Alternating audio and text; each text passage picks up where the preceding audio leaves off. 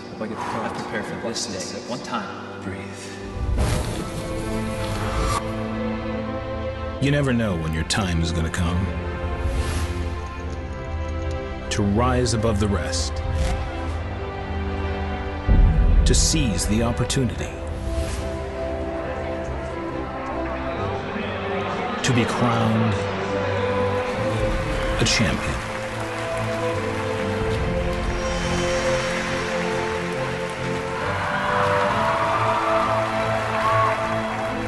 Is it time for your story to be told?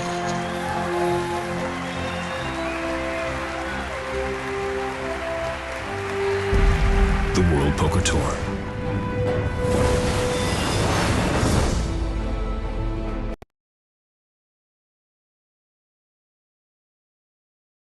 Like make a series. Oh, okay. No, that's what I do. Hello, Matt Savage here with Michael Lockie from the Rock and Roll Poker Open here at Seminole Hard Rock, the World Poker Tour event that started with 1,224 entries, and we're down to the final 6. Michael, how you doing?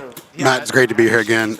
I always love being here, seeing these amazing tournaments. So glad when you're in town.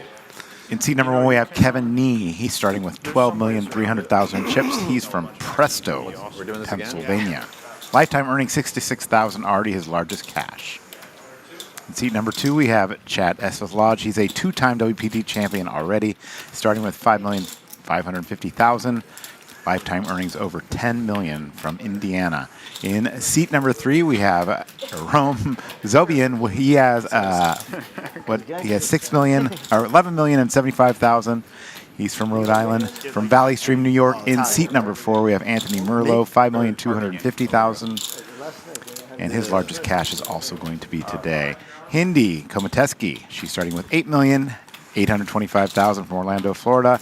Again, another player with the biggest cash here today, just over $500,000 in lifetime earnings. And then, of course, the local hero, Joel Gola. He's starting as a chip leader with $18,175,000, lifetime earnings of $427,000 from Philadelphia, Pennsylvania. Michael, what do you know about the players at the table today? I know quite a bit about Chad. He's been a regular down here for a long time, and Hyndi and I go way back, of course. But the other 4 players, I know Joel's a local here. I haven't lived down here in about 10 years, so I don't know him super well, but I hear he plays a lot of cash here as well, and going to be very interested to see how it all plays out. Yeah, these players are guaranteed $127,000. First place is $605,100, which includes that seat to the WPT World Championship at Wynn Las Vegas, where they can win millions more. That festival already started, kicked off yesterday, and is off to a great start. A great festival here as well. 80 events they had here, and this is the championship event. And we'll start here with Chad with Ace Jack, and he's going to be playing the first pot here at the final table. Raises to $500,000. Blinds are 125, 250. And away we go, huh? That's it. Chad's a little bit on the shorter side compared to the rest of this table. I do expect him to be a little aggressive. Anthony's 3-bet here to 1.2 million. And Joel with Queen 4. He let it go. Yeah, we were talking about it yesterday. Joel actually left on day 2 for 2 levels and the dinner break. He missed 4 hours of the event because he had his granddaughter's birthday party. So cool story that he came back and still made the final table. That is legendary stuff. That's awesome. Oh, and Chad's going to lay down that ace jack. I think I saw an ace. Yeah. I thought I saw a queen. 8? No, It was Queen. Oh, okay. All right, no. I saw something. Yeah, I saw. I will. I'm sorry. Oh, yeah. Thanks All for good. telling me. All right, so Joel just said mad he saw, I was mad. I had Chad a said he bet. saw one of Joel's cards. What's interesting is he probably saw the 4, Yeah. and he thought it was the ace. Yeah, exactly. And And that actually could have affected his action for sure. They should For have sure. the clock somewhere here, not all the way to fucking Behind you too. That's why we can't see it. And We can't say it's That's behind what I you. mean. Joel the jeweler, they call Yeah, him. right. He's, Who cares? I want to I didn't see the final part of the table yesterday because I go out and do interviews, but he must have won a big hand late in the end of the day. I didn't see that hand, but I was flipping through the coverage, and he definitely won a big pot of Nenad at the end of the night. Hyndi from Orlando, Florida. She's raised it to $500,000. Please. And Joel re-raises right there. 3-bet to is a- 1.5 million. A big and effective 3-bet here. fold. Hyndi lets it go. If you didn't see it yesterday, Hyndi had a huge hand early on. She started off with a chip lead, a huge hand that she ended up doubling up Joel, where he made a River Broadway straight, and she had 5 high. And it was a big pot early on. Hyndi, to her credit, came back and actually had the chip lead again. All of these players have been the chip leader and the short stack at this final table. Really? Yeah. Yesterday was pretty crazy day. Wow. At one point, everybody had between 50 and 70 big blinds. So you don't see that very often. It kind of looked like a cash game is what Daryl Fish said. Anthony now raising with Jack 8 of hearts to 500,000. Yeah, we saw one of the hands on the stream from one of the tables out in the main room, and it looked like Chad had flopped 2 pair, and Hyndi had like folded an overpair to like 1 bet or something like that. I didn't get to see the full hand, but it looked like a really interesting spot. Joel here involved with Queen 10 of diamonds. If Joel's going to be playing very active in pots here, he's going to give Kevin and Chad a lot of opportunities to come in behind as the 3rd player. Yeah, and Chad 6-5 flops a big hand here with top pair and an open-end straight draw. 1 diamond on the flop, 1 heart, and he goes checked around. Another heart on the turn, which gives Anthony a flush draw. Chad's still in the lead. Very tricky card for Chad here.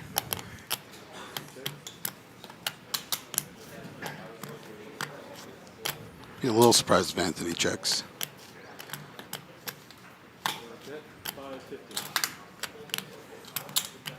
Anthony now bets 550,000. Joel lets it go.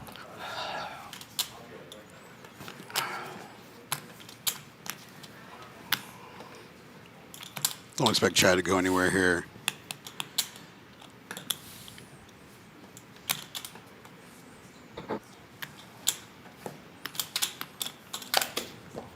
Does make the call. And we'll go to the river. River card is a 9 of clubs. So Anthony has missed his flush. Chad in the lead, but depending on what happens here, could be a tough call for Chad Eveslage. I'm interested to see if he bets what kind of size he chooses, because it can really affect things quite a bit. 1.3 million is the bet.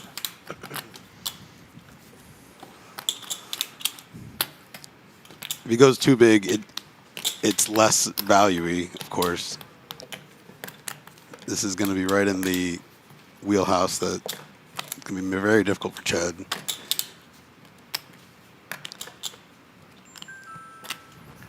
Let's see if Chad can sniff this out. Now again, these players do have the action clock in play from Protection Poker, and they have received 5 additional time extensions. These players, a couple of these players were running really short on time extensions yesterday, but as you see, they have been refreshed. So a difficult decision. They have 30 seconds to act pre and post, and 30 seconds for each time extension. Players could have received up to 20 time extensions for the entire tournament. Looks like Hyndi has just about all of them still remaining.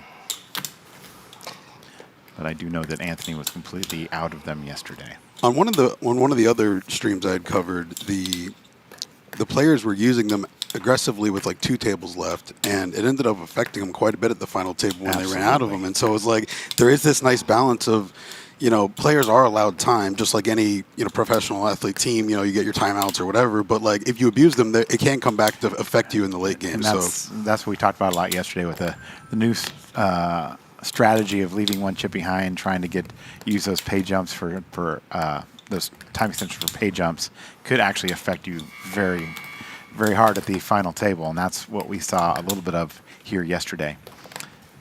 And Chad's onto his 3rd one, meaning that it's into 2 minutes now that he's taking to make this decision. I don't know. I feel like if he's waiting this long, he's going to make the call, but that could just be I just think the reality is, if Anthony has a king, is he going to bet it twice for value? If he is, it has to be a very good one. You know, it's probably not king 9. Chad's not really worried about the 9 in general, because the 9 of hearts would probably just check back and get the showdown, and that's really the only 9 he should have. Another time extension for Chad Eveslage.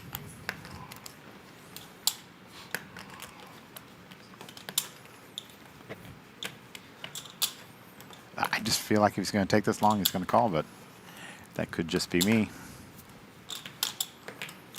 He was going to fold. He definitely doesn't want to let go. He's looking for enough reasons to. And he does make the call. Sure enough. Chad sniffs it out. 6 is a pair, wins the pot. And Anthony takes a big hit there. But don't let me steal one, huh? I mean, just a fantastic job of sniffing that out. Yeah, really well done.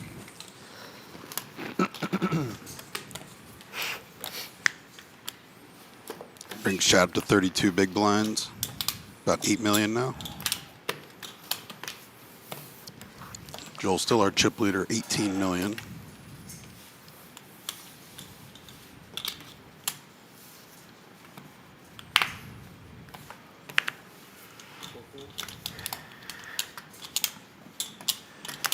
Hyndi now with A7. Raises to 500,000. What do you think about that raise? It's appropriate if you're trying to send a message and be aggressive, and I think that's always been her style. She's never been one to back down. I find that I get played back at a decent amount, where she may not get played back as much. So very, very appropriate. I have no problem with it at all. Aram's calling 10-8 of spades. And Kevin's also in there with Queen 9 of clubs. 1 club on the flop. Jack, 6, 4. Pretty big whiff all around. And continuing here is Hyndi. She bets 900,000. That might get it done right here. Some players may try to peel with this Queen 9 here. 3 to a straight flush more or less, but I'm not going to recommend it very often. Aram and Kevin do fold. Hyndi gets her first pot here at the final table. See how those time extensions she has left. Those are like currency at this point for some players. Yeah, they are, for sure. But also, if you act fast, your opponents know that it's going to be back on them even quicker, So if you don't even use your full 30 seconds, say you only use your 15, right? Right. Then it's back on them even quicker. They don't have the other luxury of your time to be thinking about their decisions as well. So that's another form of pressure you can be putting on. Absolutely. That's a strategy not often talked about, but of course we in the booth love players that play fast or quick. But at some point, you need to take some time to make decisions. Sure. She didn't do that at all yesterday. She was basically acting quickly all day. And Joel here is raising with aces, 550. Good fold, good Look fold. like he's going to get in the action here. He's going to show him for sure. I probably already Welcome did show. sight. Yeah, he did show him. He's been showing cards all day long. What's your thought on that? You know what? I actually am glad you brought this up. And I'm sure you can appreciate my perspective here. You'll never play the same tournament hand ever again in your life. You'll never be in the same spot with the same players at the same blinds. It's almost impossible. How much can they really use it against you? For me, it's just not going to come up enough. I don't mind showing cards, especially when we talk about amateur players, making sure they're having fun. I'm way more interested in accommodating them and making that happen. It goes to show you how much is different in poker, because Tony Dunst will say never show it. Daryl says, I rarely show it. Faraz says he shows it quite often because he wants to convey different information. And you are okay with showing and it. And so they generally give you back more you. information than you revealed anyways. So it's a balancing act. Yeah. I like to show it in needle spot. That's it. But again, I'm not playing for 605,000 very often. So I want to know, I'm usually in charity events where it's just for fun. So. All right, 3 diamonds on the flop. Chad does have the queen of diamonds in his hand. Chad opened king queen here in the cutoff. Hyndi defended 8 and 9. And she's got top pair and a diamond flush draw as well. Pretty reasonable flop for both players.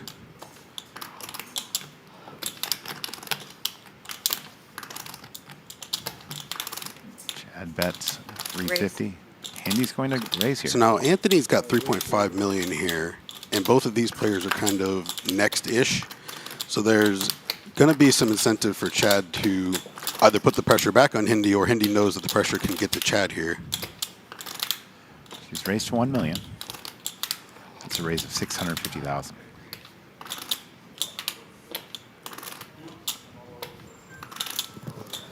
And he's going to See the turn card.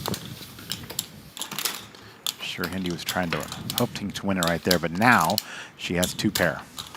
Top 2. And I think... Pretty amazing card for her, if I'm being honest. Absolutely. Even there's like the small chance Chad had, queens with the queen of diamonds, and she's absolutely buried against that type of hand. That happens to not be the case, but now she's pretty comfortable about almost anything.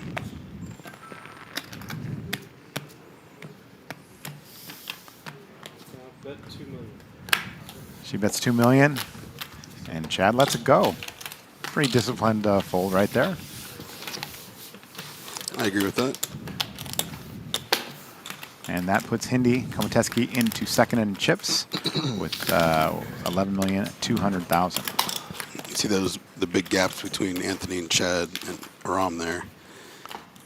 Yeah, and we talk a lot about ICM and what it means. What does it mean to you, Michael?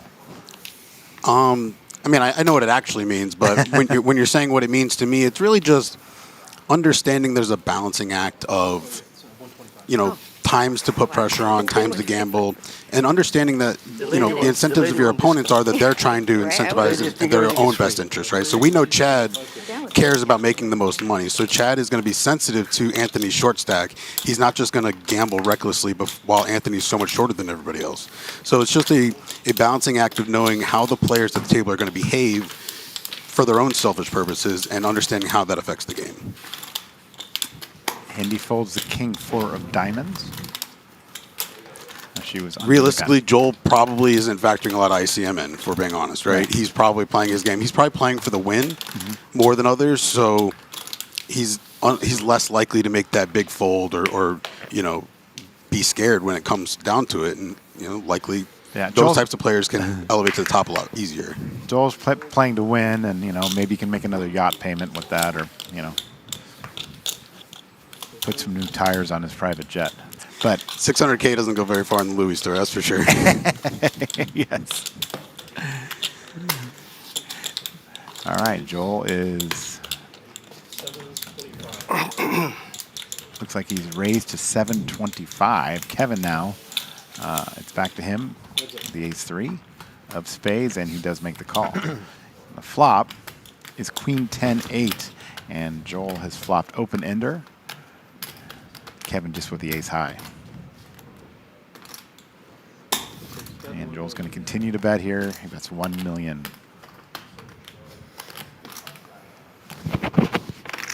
I don't see his hand going much farther.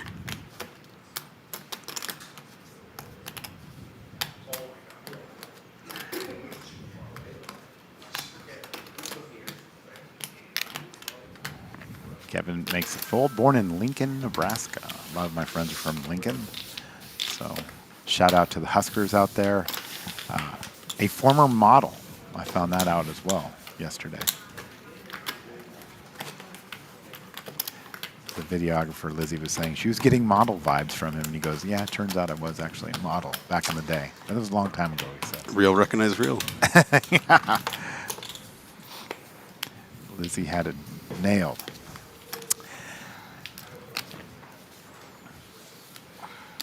And so Chad, the only player here with the WPT title. He has 2 of them already. What stops did he win them at, if you recall? He won Bellagio, and I believe the second one was Venetian, if I'm not mistaken. Very cool. Still lifting the card. Slide him. You got to slide him because when you lift him, I didn't see it that time, but it was like a blur. Thanks. No worries. And they're doing the right thing here by letting him know that he's lifting him too high. Some unscrupulous players might not say anything, I think Chad's going to be the guy that's always going to say something.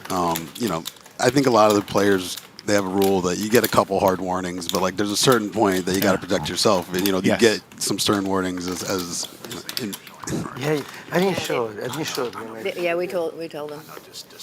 I got it. Joel. Joel the jeweler. A local favorite for sure. Anthony folds 10-3. Hyndi's out of there with 7-6. And Joel now to queen 8. There he goes. And Chad also 7-4 out. It's always amazing when Getting you them off actually with see the King 4. live streams. They never have anything. Like it's like when you're playing at the table, you're always putting people on these medium good hands, and they probably got this. But like, there's so often just everyone is dust. Oh, it is 60 Yeah, minutes. yesterday We go there was 60 a minutes, I lot of guess. big pairs. Queens and jacks pretty much all day. It looks like, because it says next break 67 minutes. Yeah, go. Going to 60 minutes? Back Okay. down, yeah. You like that better, huh? I do like that better. Yeah, that's what he was saying yesterday. Yeah, I remember. 90 minutes is long, but Yeah. One of my favorite Chad stories. Another day 4 It's on better the than hands. 90. Before him and Joe McKeon were 21 years old, they called me up and needed a hotel room down in South Florida because they weren't old enough to get one on their own. So Nice. I came and helped the brothers out before they took over the poker world. They were doing their Turning Stone Florida tours back then. Yep, I remember. I did Turning Stone in 2004 or 5. One that was won by D'Agostino, John D'Agostino. There we go. That is a throwback against Phil Ivey. I That is remember that is a definite throwback there. A lot of ace Turning X. Stone, What was the other one? Oh, you did. It's so hard. 2 aces? Verona, New York. What season are we up to on the World Two to Poker Tour? Caribbean. This is season 23. 23. Wow. That one wasn't a World Poker Tour event, but You like it? definitely done stuff in the Northeast. Over, I think, 360 or 70 winners now on the Mike Sexton Champions Cup. Rest in peace, Mike. Yeah. Missing Mike Sexton every day, every year. Still think It's about crazy. him Everyone quite a has bit. the same stories about him. Yeah. He's always the nicest guy ever. Yeah. Was always super courteous and kind and told stories for hours. And Absolutely. Anthony now here with Queen Deuce. He will let that go. Let's see what I got. I was going to say you I also think look Indy might have called it off there. Good fold. It's a pretty good one. Ooh. Relatively, yeah, it's pretty good. So we're showing cards and having fun here. This table was extremely talkative yesterday. But a lot of it had to do with Nenad Medic. He was our final table bubble. He finished in 7th place, taking home $98,000. A good week for Nenad, and good to see him back on the World Poker Tour. He's been playing a lot of cash games, so it was good to see him back. Kevin now folds. Aram now makes the raise with King 9 of spades, raised to 525.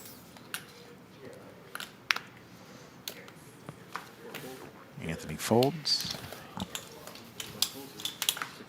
Aram's going to get this one through. Yeah, not a lot of confrontations so far, but have had a couple. You know, obviously there's times where the hands play themselves, but there is an element of like you start day 2s, you start final tables. When there's an element of the restart where everybody's kind of like getting their footing down. They're not looking, you know, they just had their whole morning routine. They're not looking to just, you know, gamble and go home right away. So, you know, the play does differ as the day goes on, and I find this pretty standard. If you're out there watching on YouTube, make sure to comment. We will pull those comments up, and happy to have you out there today for this final table.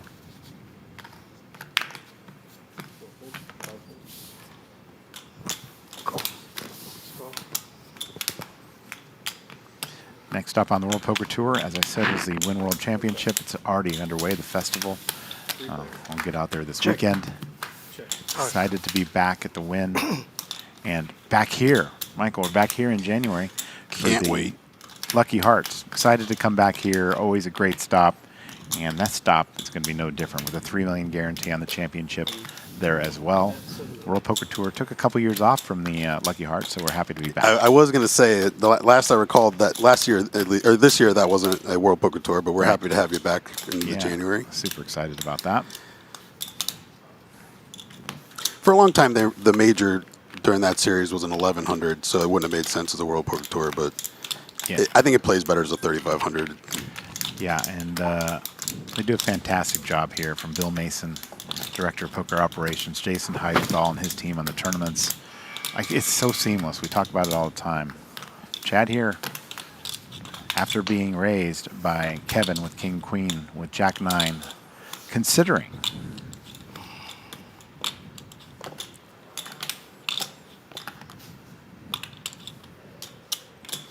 making the call.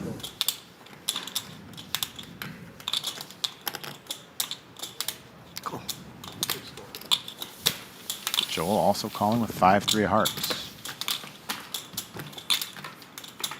Joel is unpredictable. 6-5, a deuce on the flop, another deuce on the turn. Joel's in the lead here with his 5s. Flush draw for Chad. Kevin just 2 overcards. I think Pretty sure Chad opened pre, both players called, and I think Kevin just led the flop. And Chad was not sure what to do with his flush draw, and then Joel ended up having the 5 behind. So now we're in this 3-way pot. Both players have checked to Chad now. Chad's the only one that can really like have a real hand here, if I'm being honest.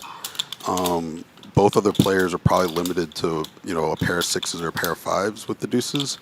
Obviously, some flush draws are possible, but I think all of Chad's options are really in play here. That is a big bet there, 1.7 million. Joel, the chip leader. I wonder how much history Joel and Chad have. I assume it's not much. Chad here with 13 ounces, you see on the top with 1 card to come, and the river card is another 5. And if Joel checks here, we'll see if Chad will again fire another shell. Joel's been a guy to bet in these spots from what I saw yesterday. We had the feature table live streamed as well yesterday. Let's see if he leads here. Oh, he's asking how much he has.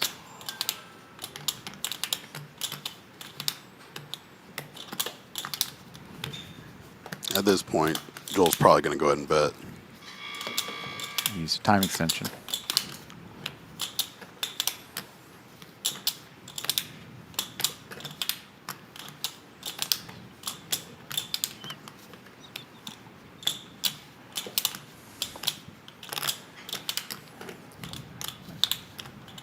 You hear that clock in the background.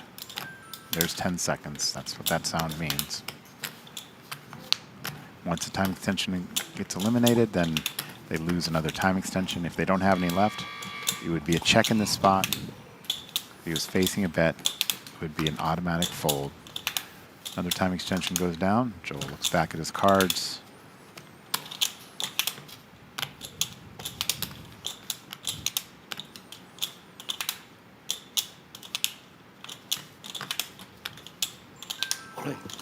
All in. He's gone all in. All in, 18 million. All in, 18 million. He said all in. And now Chad Eveslage has no decision. Yeah, I know the feeling. It's relatable. It's interesting that he's even taken this long. He's not going to burn a time Could extension. be He's 7, just, 8 of clubs. that's the hand he can beat. He can beat the 8-high flush draw. Or 7 of clubs. It's 5 o'clock. I don't have that. I have what I need to have to win. Nice hand. That's all that matters. Or 5 of clubs. Getting close. Joel does not show this one. Joel Gola increases his chip lead. He's up to 23,750,000. 3.5, thank you. Yeah. Incredible. Now our chip leaders doubled up the next runners. Basically, that's second and third combined at this point. And this is what you talked about earlier. We were talking about all day yesterday. The ICM has changed. Yeah.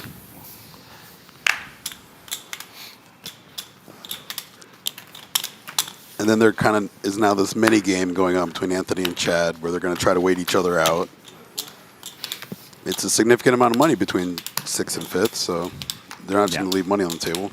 And now Joel, with this chip lead, can start widening his range a little bit, like hands like Queen 10 offsuit, and he does. Yeah, and Kevin really just has to stay out of the way until, you know, some kind of action happens with Chad and Anthony. We see out there in the chat, hello to Chris and Luis. And Andrew is back. Poker Ski is here as well. Shout out to the stream team. John, welcome. And I got to tell you, this guy's, if you have any comments or have any questions for Michael or myself, please do fire away. We're excited to be here at the Rock and Roll Poker Open here at the Seminole Hard Rock. A great partner for the World Poker Tour, and just excited to come here every time. The weather's great in January, so if you have a chance, come out for the Lucky Hearts Poker Open. It's an exceptional time of year in Florida. It is. Looks like our blinds have gone up to 300K big blind.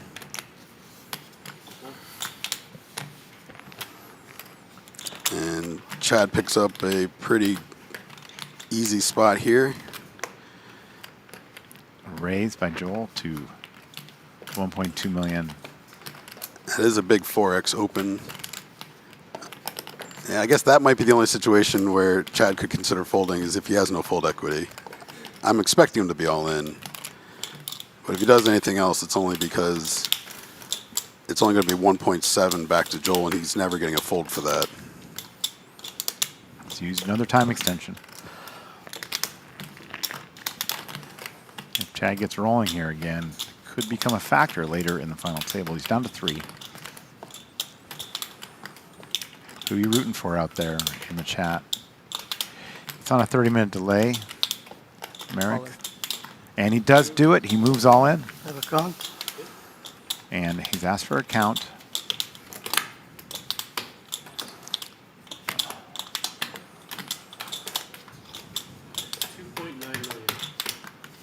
Chad has no idea he's in this great a shape. Yeah. You think he wants a call or I'm behind, but I'll give you action. I just, the thing about it is he just knows he's not getting a fold. Like, there's almost no shot for the 1.7 there more. he sees the information. He's got King, Queen of Diamonds up against Queen Who are you 9 rooting for? with the 9 of Diamonds. And away Like a we couple nines are go. coming out of the front. Yeah. Brutal. Other people are definitely, the table are definitely rooting for Joel Alright, so you here. feel a couple nines? Chad, a very tough competitor. Whatever happened, Gets some happened. little chips. Yeah, unfortunately, I've been in this situation before where everybody at the table's rooting against me. Ace, Jack 5. There are no diamonds. Just 1 9, no, not 2 9s. Turn card is a queen. All right, that's a good one for Chad. Yep. Still need a 9. Only ties now. Right? And a 5 on the Chop it up. river. And Oh, there is it's going to ties. be. I'm sorry. It's going to be a split pot. I thought he hit the king, not the queen at first. I didn't know he hit the same card. I know I'm behind, I said. Wow. Yeah, we don't want to double. I'm aware We I don't am. want to double up the Listen, difference. I already have half of this thing here, you know? It's all right. I like him. He's a good guy. He deserves a break. 83 bigs now for Joe Gola. I have no animosity here against no one. I love everybody here. Except you. Chad had him buried, but Joel snuck off. Especially Got off the hook. What? I said I love everybody here, especially My you. favorite soccer club. I do not have a favorite soccer Yeah, I club. agree. Only That's a again, question. Still, sport, you know? And again, that's all. I do like the Dallas Cowboys. In football. Real football. 2 million.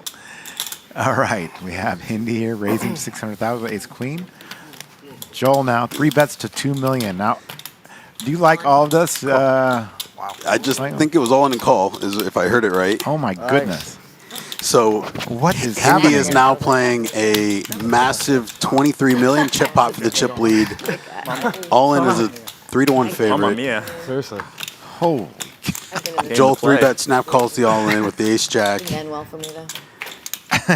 And here we go. with the I was flop. actually, I thought it was a really tough spot for Hyndi. I thought there was a lot of options All in play right, there. ace 5 deuce on the flop. Where's the jack? Turn card is a 6. Hyndi looking to double up here. And a jack on the river. My Oh my goodness. goodness! Good game, good game. Told you where's the jack. Now you understand? Oof. Terrible for Hyndi. Hyndi Khomutetsky. What a great week. And Chad and Anthony are just stunned at their pay jump here. That is incredible. Joel Gola, jack course. on the river. And we're going to Wow, lose. wow, wow. Hyndi Khomutetsky in 6th place. Incredible bad beat. Nice playing with you. Takes it with good game. class. My goodness. Very disappointing. She will be back. It's her biggest cash. She had a great week. She had a big stack for a lot of this tournament.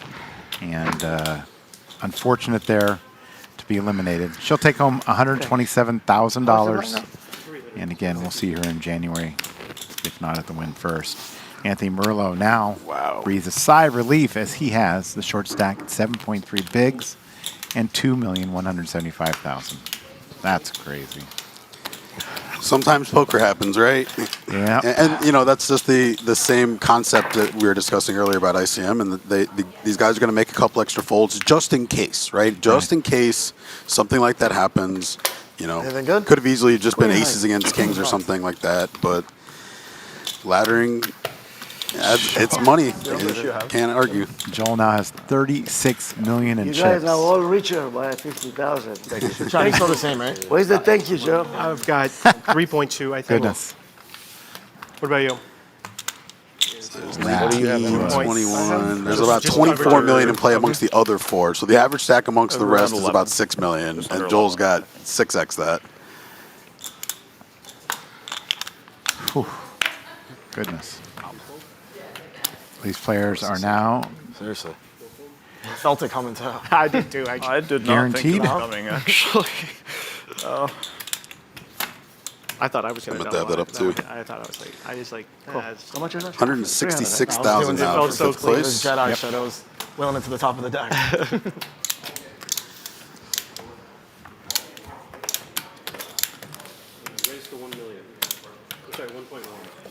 Fourth place is all the way up to 220K Yeah, I don't think he also, realized how so much another 54K jump after this.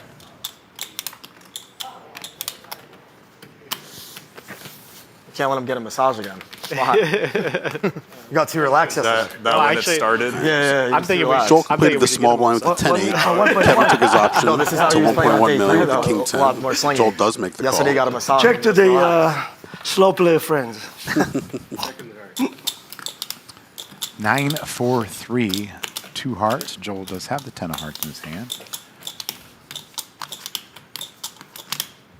Oh, good bet. That would have been a good time to bet there. 4 on the turn. 600. 600,000. Nice one, baby. Joel lets it go. Gonna get it done. I don't want to win every hand, just the last one. That's all I want. God, he's already got his victory speech lined up. Yes, he does. There are those payouts we were discussing. 220 after that, 295, 395, and then 605, 100, including that seat to the WPT World Championship.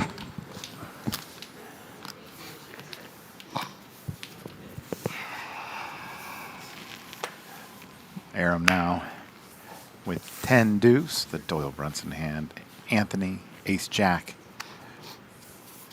This could be the hand he goes all in with. All in. He is. Thank you, bro. It's gone all in for Gonna be $2,025,000. without me. Joel lets it go. Faded the Joel buzzsaw. Kevin looking at the clock, looking at the prize pool.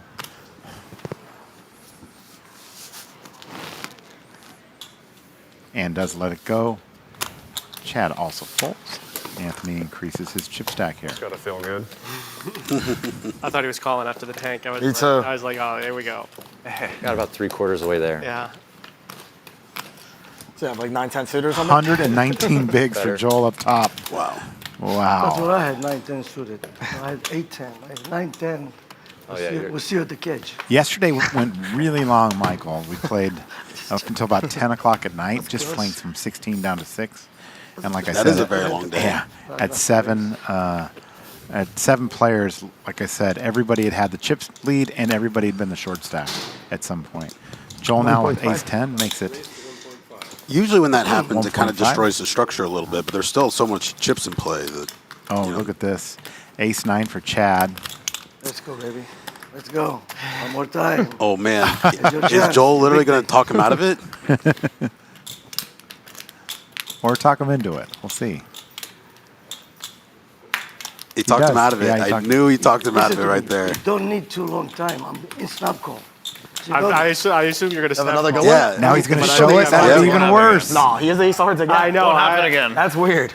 Don't show it, Joel. What's Don't that? show it. Yeah. What's going on here? Listen, I You made a don't tight- want when you people to boss, feel confident you and gotta feel play like like a they... boss. You know, the real Ace of mistake hearts there was 3 just times. being Even if confident I'm before the last, hand was over. You know, and might I have really been think real that table bad. talk got Chad to make a really close Yeah. fold there that he was probably not going to fold otherwise. You brought your own deck today?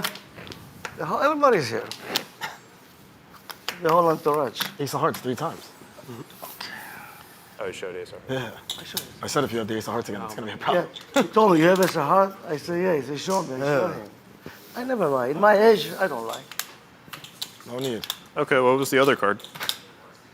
Since you never lie. Better than 10. Okay. All right, good. All right? I feel good about my fold then. We believe you. That would technically be a lie, but Put it in with That's ace okay. nine suited. What's that? Ace nine suited is me. Right there. Just now? Fold ace nine suited? Yeah, to the 5x. You're sick. Even after seeing the queen 904x. Well, I feel like it's. You just I called feel me like he's queen gonna, 9. It just feels like he's gonna be just, you know, he's gonna have a cool off period. Oh, you're waiting for him to cool. I see. Think he's still too hot. five-handed action continues. We got a couple short stacks, a couple medium stacks, and one monster stack.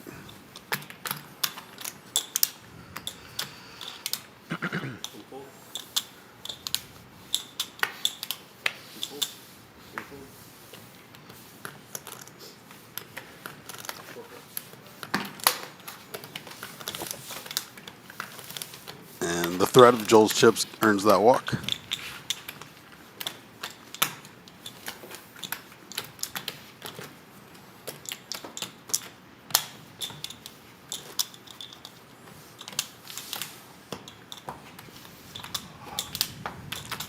Close up of the Mike Sexton Cup.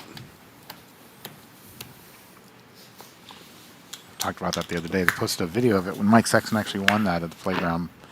It was very emotional. He was very happy about that.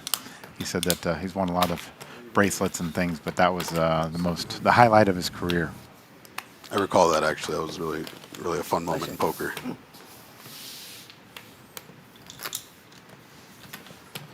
All right, Aram now with ace 8 wins this pot.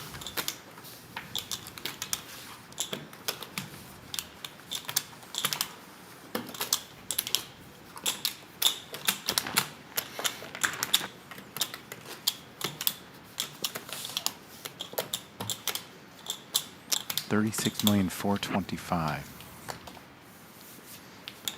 I just love this dynamic. You know, you've got pros against the Joes. Yeah, yeah. And the Joe, or Joel in this case, has all the chips, and I love The it. Chads against the Joes. So much fun to see. Joel now raises to 1.5 million with pocket threes, and look at this, Chad with threes. This is funny. I kind of hope he shoves a shove call. I would love to see that. If you just say here. It would add a lot of levity to the table. And actually, I hope that he shows it this time. I do hope he shows it. This is a really difficult spot for Chad. I think he's going to find a fold, if I'm being honest. I mean, he still has Anthony in there. He's Yeah, got to fold that hand. Yes, no, you don't have to waste time. Call it. Please show it. Call it in advance. Oh, he didn't show it. Yeah, you really sold it with that king queen suited. Hollywooded there. I was close to folding.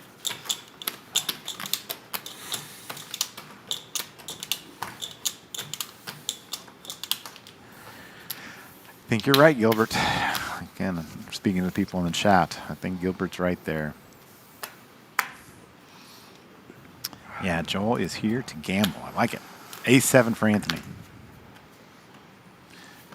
I'm always going to be on the play for the win side of that conversation. And he does move all in. Thank you, bro. $2,025,000. Good man. Hold it around. Let's see if anybody has anything to play. Aram's close. Queen 10. Aram might peel one off here. See some 5. If he knew what he had, would he call? Definitely. Okay.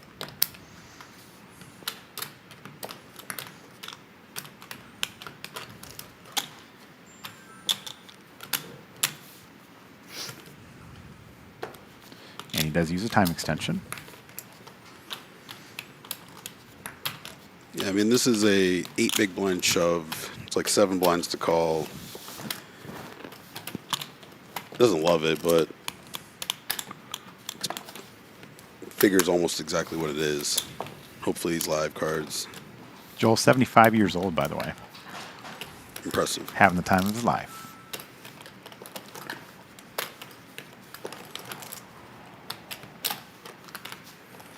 He lets it Lay go. down.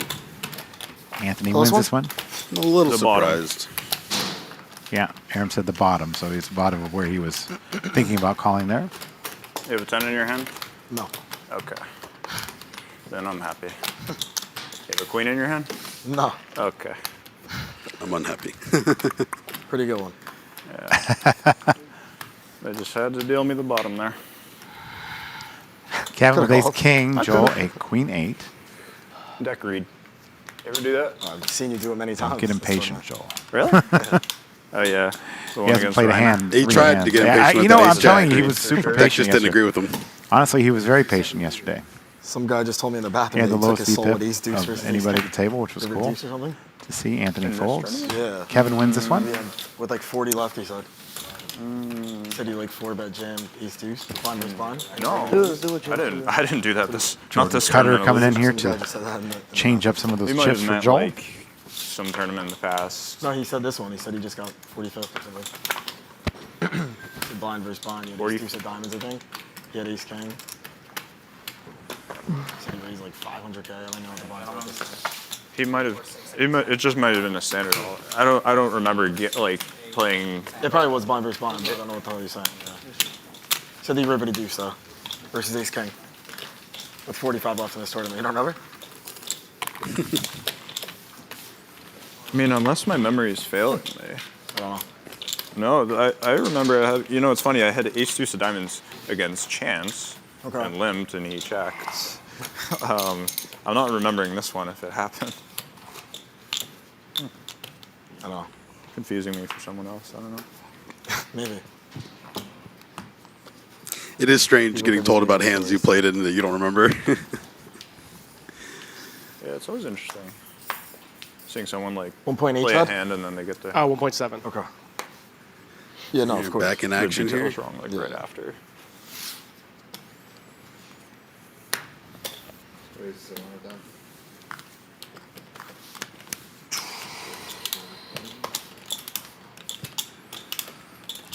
All right, another Queen 10 mirror match here. Kevin with the raise. Joel's going to defend the Queen 10 of diamonds. Check to the razor. The boss junior. It's funny. I had a Uber driver the other day, and he like clearly played some poker, and he was like, "No bluffing today, guys. Only premiums." When I get in the On the way Ubers, to day I don't 3, even I was sit like, in "All the right, that's car. actually pretty good advice." Queen 10 keep versus telling the Queen Uber drivers 10. I to always play like these poker. hands Yeah, when they're yeah. the same. See how it They love plays it. out. Who The wants ones it in more? Vegas Yeah. are great. I played poker for 20 years. Yeah, a lot of taxis. And and Joel you makes the UPT call here. Barcelona, I've never been. tell them, and they're like, who's the best? They're like, oh, Malacca style. Deuce on the turn. Amadi. Where are you from? I live in Jersey. Yeah, but your people. I'm Italian. Oh, okay. Nice. Have you Kevin been? firing another one here on the Never turn. been. I'm going, 1.3 actually in million. June for the first time. Very nice. Yeah. I was just there. I was only there 4 days, but yeah, Florence and then Beautiful. Naples. Yeah. Oh yeah, I could live there. They don't have online poker though. Brutal. The taxes, yeah. Tax situation. Where are you from? I'm from Rhode Island, but I'm Armenian. Okay. Rhode Island. Yeah, we're neighbors. You live there now? You live in Vegas? New live in Jersey. Vegas. You know where's New Jersey? Close. Jersey, Philadelphia. Eh? Yeah. All my life, like 50 years. Chad's Yeah, down to some 5 family big blinds. Right next, literally Now, 3 everybody minutes know from me Villanova. Theory. Everybody know me in theory. I'm a big What? jeweler, big jeweler. Oh, okay. Everybody know me jeweler. Hopefully for good reasons. On TV, everything, big time. Yeah. It's a good reason here. Did like the table talk. I hate the tables that aren't saying anything. So I do like to lay out as a commentator and let them say. And so we That's can always hear been what my they're saying. stance too. I'm here to help the players highlight themselves. I'm not trying to make it about me too much. Yeah.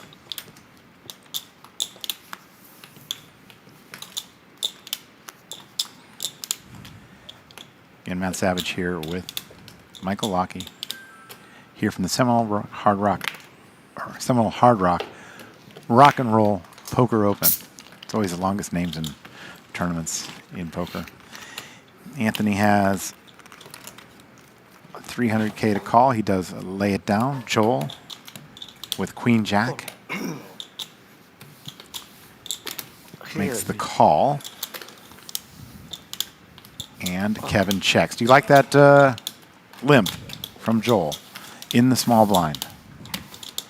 I myself do I'm not. a little surprised by it. I guess I don't necessarily care one way or another. It just surprises me based on the way he's been playing otherwise.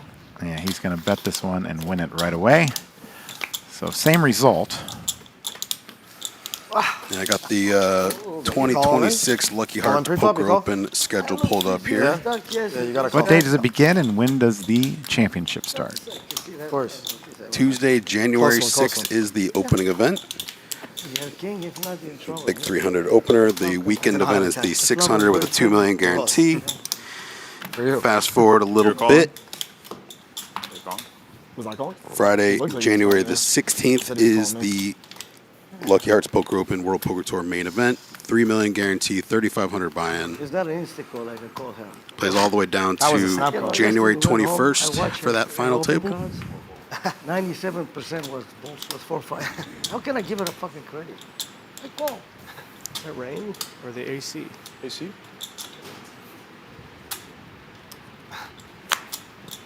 We're just playing in the tent right now.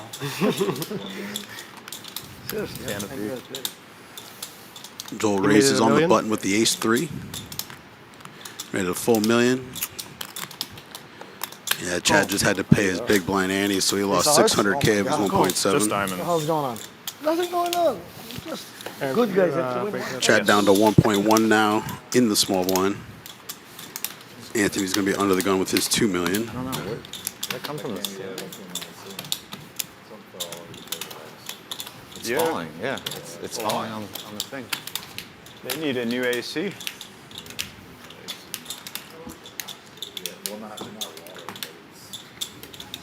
It's worse than water.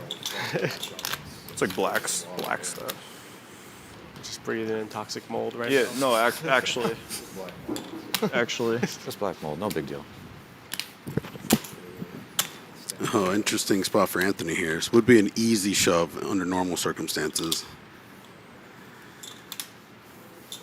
All in. Is He going does to go fall for it. in. 2,025,000. The last three shoves have all been the same amount, 2,000 or 2,025,000. Joel with Jack 7 does let it go. Oh, wow. Oh, Chad makes the call quickly with tens, and it's 8s versus 10s. Oh, my Lord. Feel good about this one, Chad. I got 1.1. Chad's gotta be a red eight actually out there somewhere. all-in player here, so Chad looking to double up and leave Anthony super short. Yep. sure When two everything become comes one, back we up. call this. Yes, exactly. Three-side red at least to make it sweaty. All right, three-side red. I want you to win. Me too. Cheer for you. Oh, yeah. See, I told you, Black. Close enough. Clean flop for Chad. 8-5-4 with a couple You want any clubs. sweat? That's not fair. Put an 8 then. Ooh. And there's the 10, locking it up for Chad. 3 of a kind. 1.1. A nice double up for Ace Chad king. Eveslage. Yeah, ace king. Yeah. Timing is everything. And Anthony's about to be in the big blind again this next hand coming up, so that's going to be a tough run for him. Yes, there are those that have asked me to get it so we reduce the ante at the final table, that it's not big blind ante. And I disagree. I think big blind ante should be it all the way to the end. I think it adds more excitement to the table, and it actually helps the structure, in my opinion. I don't have a strong opinion about that. If anything, I'd prefer the antes to be bigger throughout the tournament than smaller, and I don't feel the need. I mean, people have pitched like going back to individual antes at the final table. I think that's silly too. There's no reason for it.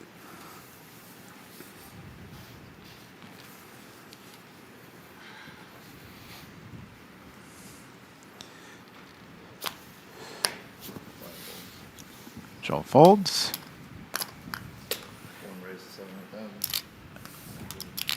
Kevin now raises to 700,000. We are at 150, 300,000. Aram now at Queen 7. He makes the call.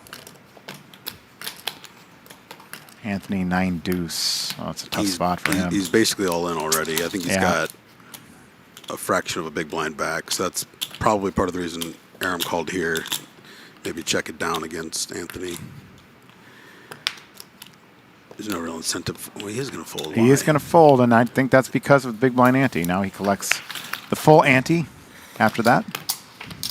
So we have Queen 7 versus King 10. And the flop is a Jack 8-3. Aram feels so clubs. annoyed right now that he wasted this pre-flop call. Absolutely.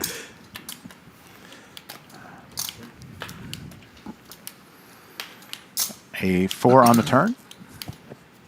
I'm a little surprised Kevin didn't bet.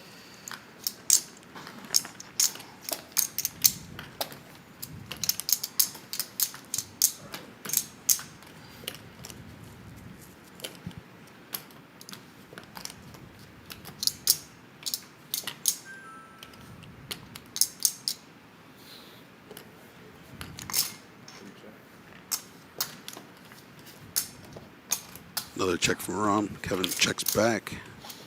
Tray pairs on the end. King high is still the best hand.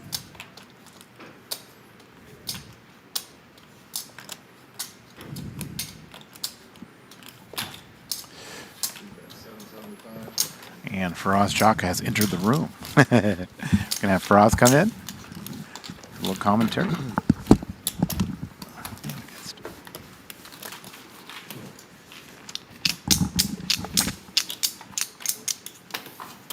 Joel Gola, 36,825,000. Aram Zobian with 10 million. Kevin with 10 million. Chad 2 million. And Anthony Merlo with 325,000.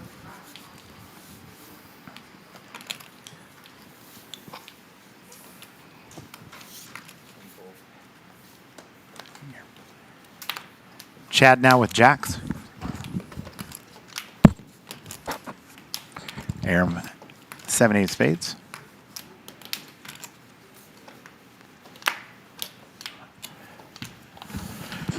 Welcome, Faraz Jaka. He's all in with 10-8.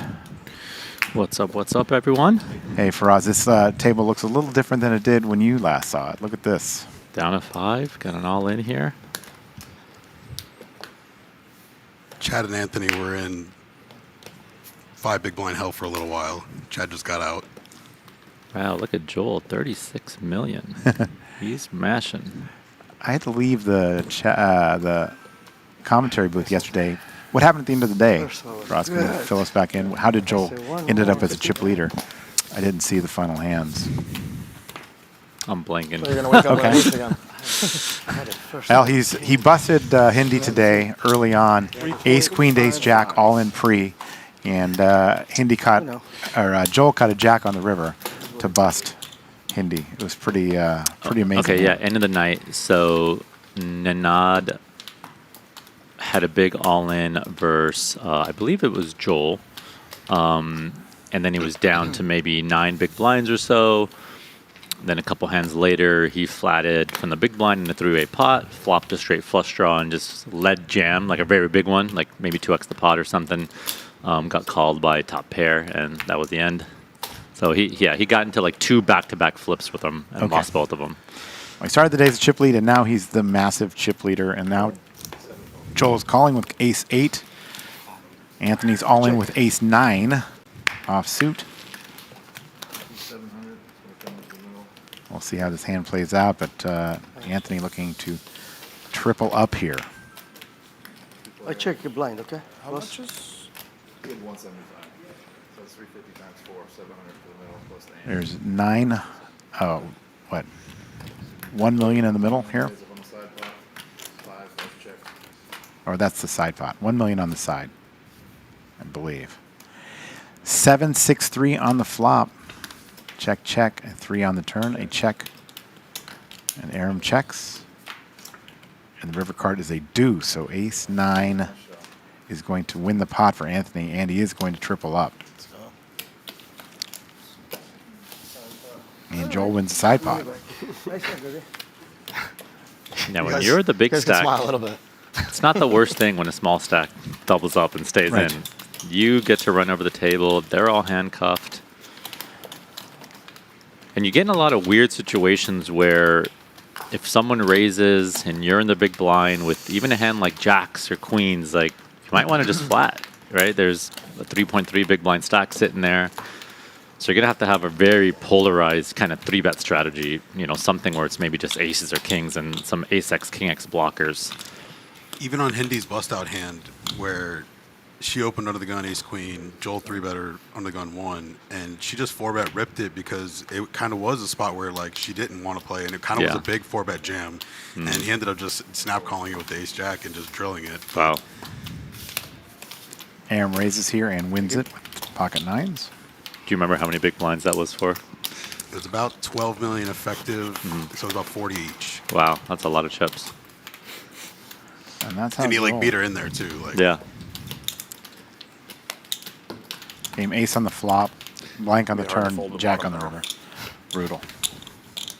Maybe I just wake up. Yeah, one option people forget about at these final tables is, you could just 4-bet fold with some of those hands, ace-queen, ace-jack, and... I think a lot of people don't have 4-bet fold Yeah. as an option, and like Yeah.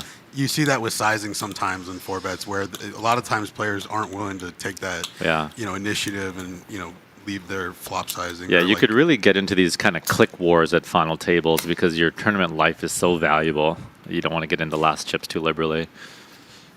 Under the gun here, Anthony folds king deuce. Wow. And There Aram we go. shows ace to Anthony, Nice hand. showing that he made a good fold there with his king. I had 2 under. Anthony's about to lose 30% of the stack to the big blind.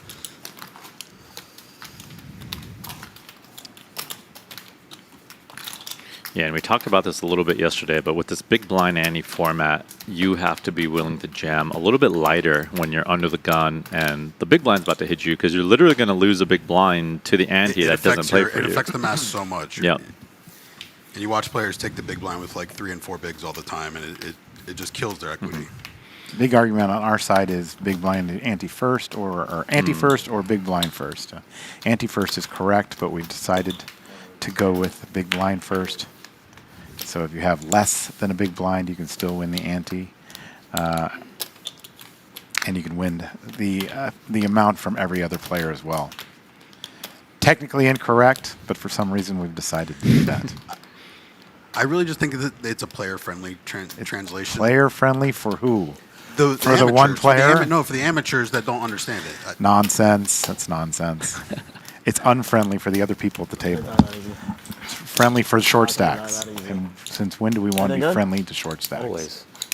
Create some crazy comeback stories. That 10-3 was ridiculous, huh? Sometimes you gotta go. Another reason why leaving a single chip That was one behind. mistake I wish I could take back though, because I gave is a scourge. 4 million chips for free. Yeah, the one chip behind thing is interesting. I actually recently put out a reel about, why you should strategically leave one chip behind, but most people are doing it at the wrong time. They don't even know why they're doing it.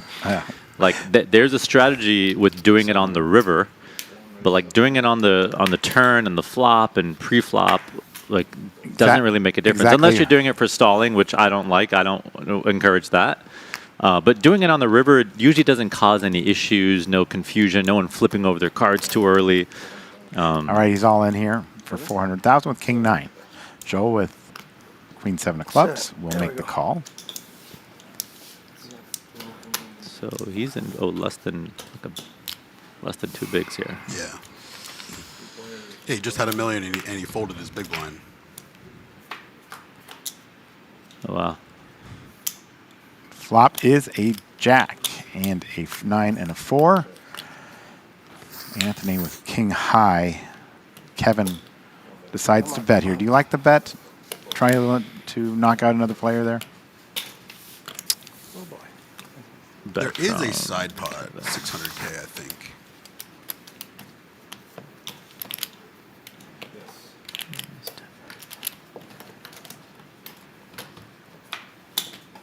Anthony in the lead. Turn card is deuce. Ooh, 5. Ooh. Action's done, right? We're all in. Okay. Yeah, 5 would be a straight. Ooh, It's close. 4. Two sides. Nines Negative. hold up. Anthony triples up again. Man, that's okay. You asked if you liked the bet or not. I mean, I could argue both sides sometimes. I mean, there's times where it's based on kind of what my opponent's tendencies are going to be and things of that nature. You're at too. 1-5. Yeah. Yeah, I mean, you're kind of looking at, how 220 how is a lot valuable nicer are than the chips in the 166, pot right? you're going to win compared to how 166 is valuable like getting this pay 220. jump is. 220. Let's say you have 80 big blinds, someone else has 100, and everyone else is short. Then I'm kind of focused more on the pot. Let's say I'm 30 big blinds and a bunch of people are similar to me. Now I care a bit more about the pay jump, and I'll play a little bit more passively to just, try to get the guy knocked out, whether it's me or the other person. I don't care as much about the chips. Anthony back to 1.5 million. Aram folds.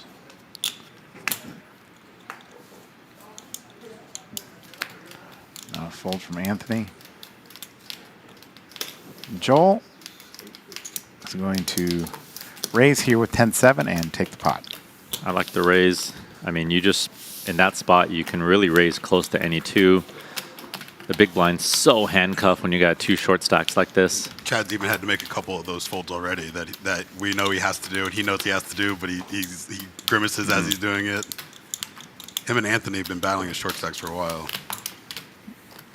BJ from the chat says, giving extra benefits to short stacks is like putting extra money on free parking in Monopoly. Unnecessary and stretches out the game. We had a literal 2-hour argument about that at this TDA Summit. It's ridiculous.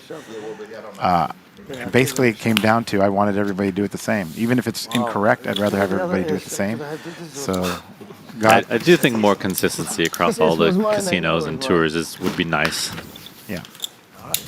The problem was that we take it in the right manner. WSOP and the EPT were doing it that way, so WPT and others kind of had to do what we could to make it the same. Even though a lot of the tournament directors and card managers fought it, I had to go against my own wishes, which I've done on the TDA from time to time. I think you ultimately made the right choice. Nah. Even if I'm more on your just- side in the argument, and I Yeah. agree with your stances on it. Yeah. Joel here with pocket fives. Anthony with king 4. 800. And this is a spot where he literally could just jam if he wants to. Small blind's just so handcuffed. Do you like wanted to hear folding king there on the button if you're Anthony? Kevin's on the button. Oh, he was right? on the button. He was, Yeah. Anthony had king what? king 4. King 4. Offsuit. And the big blind's hitting him this hand. Next No, hand. Joel opened the button and Kevin had it in the small blind, I'm pretty sure. Yeah. And I think that is a pretty easy fold. These guys are so short now that Kevin and Aram just have to wait around a lot. What's the minimum you're going to call with here? Or go all in with? For who? Under the gun, if you're Anthony. Gun here. Let's see. Yeah, this is king 10. I mean, I think he's gonna have to put that in. Yeah, that one I'm definitely in with. Yeah, I mean, you're basically just playing a game of like, how can you outlast Chad? All in. So Yeah, he's going to lose 600K next hand. Yeah. No matter what. And Chad's the thing is, Chad's just gonna wait him out too. He's not gonna put it in too liberally. Okay, so if you're Kevin here, are you raising or are you just, again, calling? Dealer. Yeah, there we go. One more time. Concentration. Ace Queen versus King 10. Anthony looking to double up plus on this I pot. don't think caller isolated made a giant difference there. Who's your vote? Aram's kind of handcuffed with Ace this queen. choice. Honest man.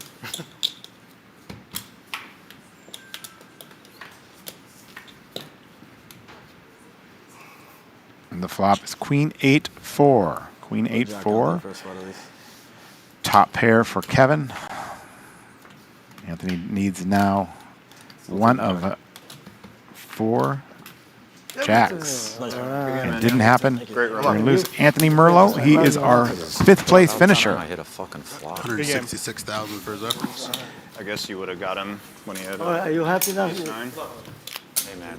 Yeah, thank Yeah, you. great playing with you. Chad, you Yeah, took and you're 20. You asking- happy? I'm happy now. All right, let's go. Yeah, and I think, where he shoved that king 10, probably most of your suited kings are going to be going with, most of your Broadway combos. Probably any pair. I don't think I hit anything. Chad now the short stack with 6'8", bigs. Queen and 9 suited. Guaranteed at Yeah. least 220,000. Again, first place. Now, if Chad wasn't short, 605. if Chad wasn't short and you didn't have anyone to wait for, then you'd be putting it in Much more aggressive. close to any two almost at 3 big blinds. Any two That's how you suited play. for sure. So it just turns into kind of weird mental gymnastics when you got the other short stack there.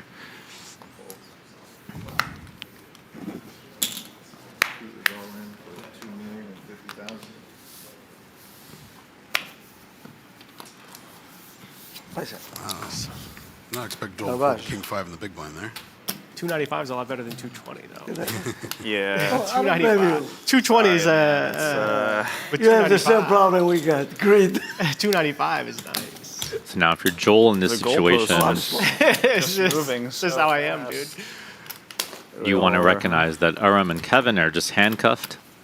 You know, they have such an easy pay jump to wait for Chad. 280. So you get to put a lot of pressure Yeah, he on should them. be absolutely What do you got? relentless against them. Nine? I'm not sure that he's going to Yeah, play the that way break because after he this, hasn't right? necessarily been so far. Yep. He's just been kind of playing my his game, crosses. right? Not Yeah. taking advantage of those particular spots. Yep. Why is that? Because you're the next shortest.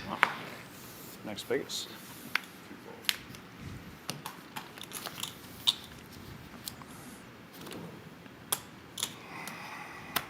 Yeah, I was going to be a little surprised to see him open the jack 8 1.1. there.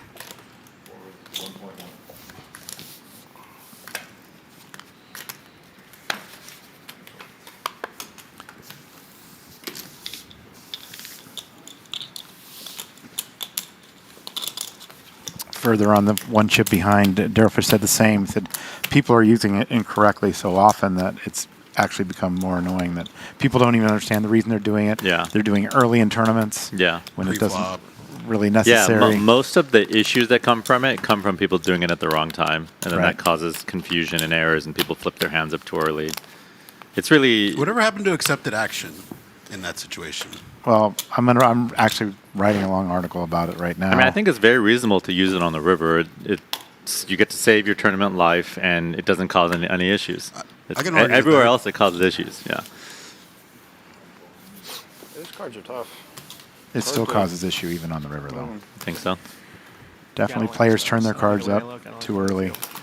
You see somebody pushing chips forward, and you can't really tell that they have one chip behind. So I expose my cards too early. Now one of the rules is if you expose your cards too early with action pending, you're supposed to get a penalty. Who do you penalize? Sometimes the player that leaves the one chip behind turns their cards up too early, and then what do you do? Yeah. In that situation, I'm going to write about all of it. There's reasons why dealers and floor people need to pay more attention and understand what they need to do if they see that or if things like that happen. So I'm going to try and lay all of that out. Maybe I'll reach out to you so you can Sure. read the reasons. The strategic reasons Yeah. are correct. There are multiple Yeah. strategic reasons to leave one chip behind, Yeah. I'm and happy it's to not take going that. anywhere. Yeah. Yeah, there's really no way to remove it, unfortunately. All right, Joel here with ace-9 of clubs. He did raise, and he got 3-bet by Kevin with ace-4. Joel's making the call. Very curious how this one Battle plays of the two Yeah, big stacks this is here. a ballsy 3-bet with. Well, he's in position at least. And the flop is queen 7-6. No clubs. I want to say two Kevin's hearts. biggest cash was like 25,000 also. Yeah, he was really fun to watch yesterday. He was really going for it, not afraid. Not going to be the easiest board for ace-9 of clubs here. How many you get? It's 4? 6-5. Oh, almost 7. 7. Joel's maybe fishing for information here. Yeah, At least I hope so.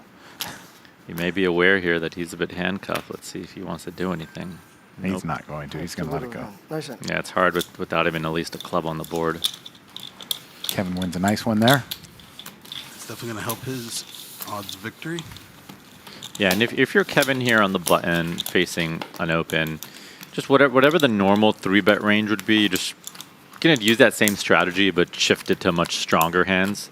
You know, you might take a hand like ace-10 off and make that your 3-bet fold hand. Your ace-X suiteds, your king-10, your king-jack.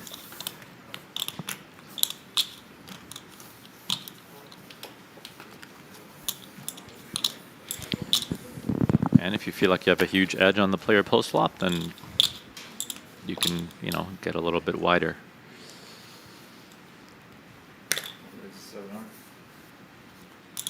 Kevin is continuing to raise free here. Raises to 700,000. And even though he's second in chips, he's using his big stack to his advantage here against Chad. Now he's chipped up to almost 16 million here, and that is significant. Something I'm always doing at the final table. I'm trying to understand what my risk premium is versus different players. And if you look at Kevin's stack, if he doubles off Joel, that puts Joel all the way down to 15, 16 million. So that's a significant hit. Whereas if Joel loses to Aram, it's not as big of a deal. He's still going to be at 24K. Sorry. It would still be one of 4 even if you doubled Aram up. Yeah. So Kevin is very dangerous to Joel. Yep. And no one else is dangerous to Joel. So Joel does have to be careful playing pots with him now. And just understanding that tells you how tight you need to play versus different players. 3.5 million.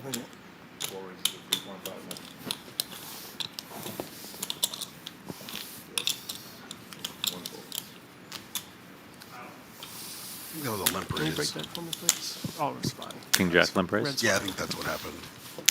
Just trying to follow the action. Mike? Yeah, and on the flip side, when you have a risk premium advantage on another player, you get to flat them really wide from the big blind, or even in position because they're just handcuffed post flop. What's your mom gonna say? She's probably watching right now. She's like, how did you lose? Where do you live? In I live here, but I'm from Indiana originally. Indiana? Yeah. Nice.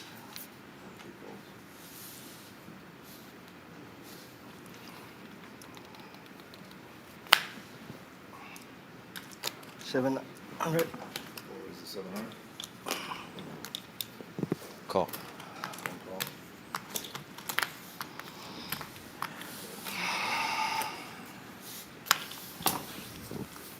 Sorry.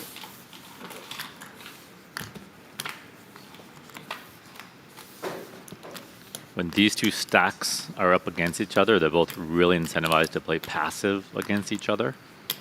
So you might 800. check some hands you normally would bet, even if you have, a pair that normally wants to get value. Joel does bet 800,000 and quick call from Kevin. And I like the bet with the queen 9. You don't have any showdown value. You have some good back And doors. there's a 9. Joel is taking the lead here. And there's a 10 for a straight Wow. for Kevin. Surprise.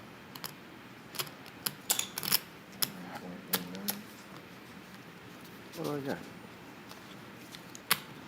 1.1? 1.1. Here we go. Straight. Nice. Yeah. Joel missed a bet on the turn here. You have 2 straight. Potentially. One. I have nothing, right? What do I got? Nothing? What's that? And Joel played his hand great. You got it at the flop with no showdown. Maybe You're I'll going to check that turn once you have second pair. And river is such a small bet. You get 2 8, so you get 2 straight. Save it straight to the jack. Straight. I mean, I had a dangerous hand. I need that 8. Chad holding on for dear life.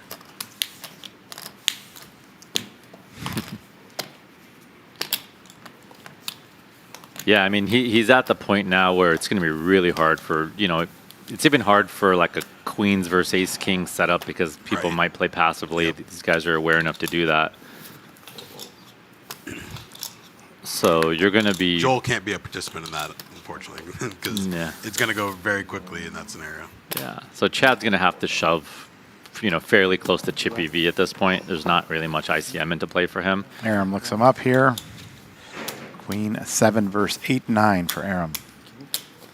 This is huge if Chad doubles here because now he's taking the chips off of Aram, Yep.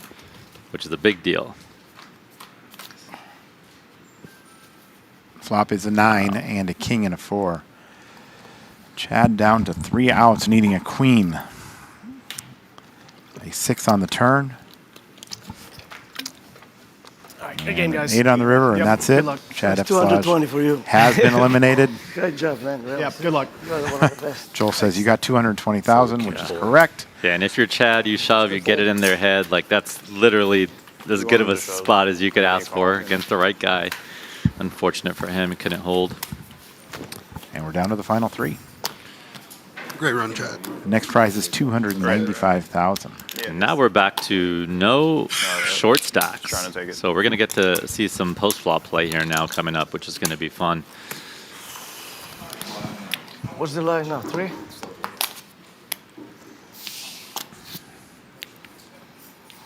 There is a little bit less and less ICM as you get shorter-handed.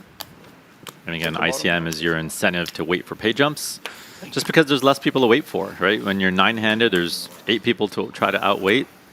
And when you're 3-handed, there's only 1 person to outweight. So less reason to play tight because of ICM. But it does still exist. It's still prevalent, just the magnitude is less. King 4 versus King 3. If this hand plays to the river, very likely chop pot, but we'll see how it plays. Most likely a stolen pot. That's correct. Jack 6-5 on the flop. 36 out. Ace 7 on the turn. Both players now with the straight draw. 1 million. Joel just ripping it out there, making the call. And the river is an 8, which does make a straight for Kevin. Check for Joel.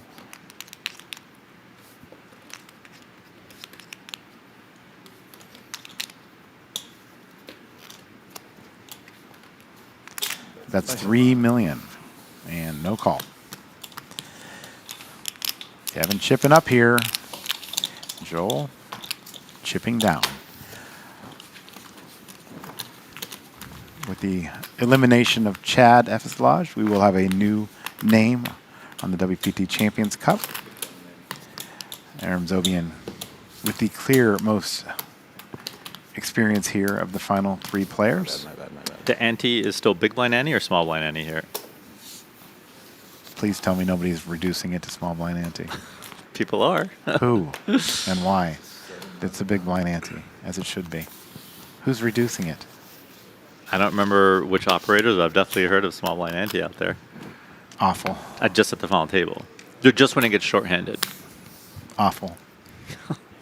I want to know who's doing it so I can get them to stop. I've not heard of that, but for us, it definitely travels more than me. It is the big blind, as it should be.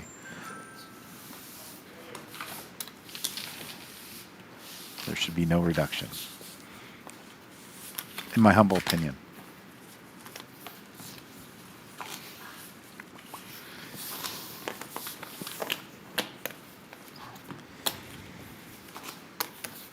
Aram now with 12 million. He still has plenty of chips to maneuver here, yeah? There's a lot of chips in play still. Yeah. Blinds 150, 300,000. He's got 40 bigs.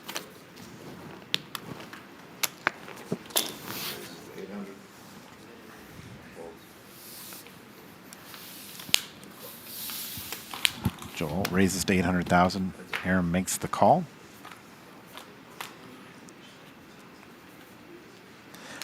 Flop is queen.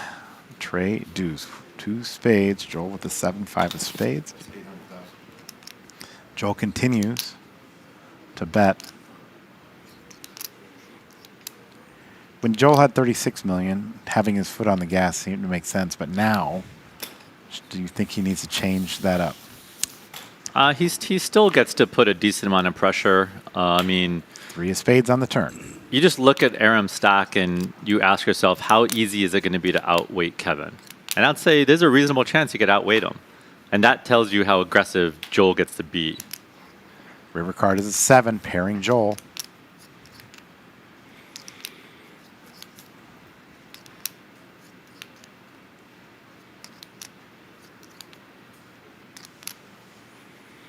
He's probably going to get paid here. 2 million? Yeah. How much? Go. 7.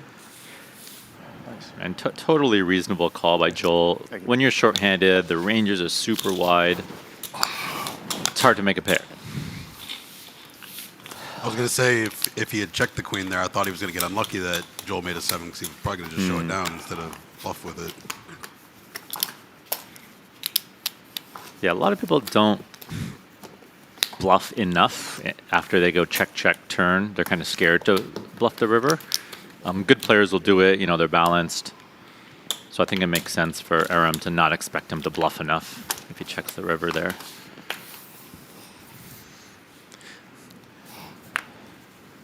I'd say people start to switch it up quite a bit when it gets shorthanded because a lot of people. There's a flip that switches at some point, right? Especially from 3 to 2. The heads up, there's your opponent just changes style completely sometimes. Yeah. Well, a lot of people haven't studied three-handed heads up, so it's just kind of street poke. Yeah, they're wigging it completely. Yeah, and they're just like, oh, I need to fight for pots, and the kind of fundamentals go out the door. That's a great way to put it. Aram now with a big raise here. Raise to 3.5. Joel, who we know wanted to play this spot, is now out of it. That's a good And Aram will three-bet win the candidate pot. there. Again, Aram has a ton of success online and live. No titles, no bracelets, no WPT titles, but a lot of success at PGT and, as you know, a lot of success online. So he's played a lot of poker in big spots. That experience could definitely matter. You know, these other two players really haven't had any sort of spot like this before, or anything close for that matter. All right, making some action here as Joel has ace queen of clubs up against king 9. And now the Kevin. stacks are all getting very close together, so the ICM factor is very high on everyone. And this is where everyone's incentivized to play a little bit tighter and hope the other two collide and bust each other.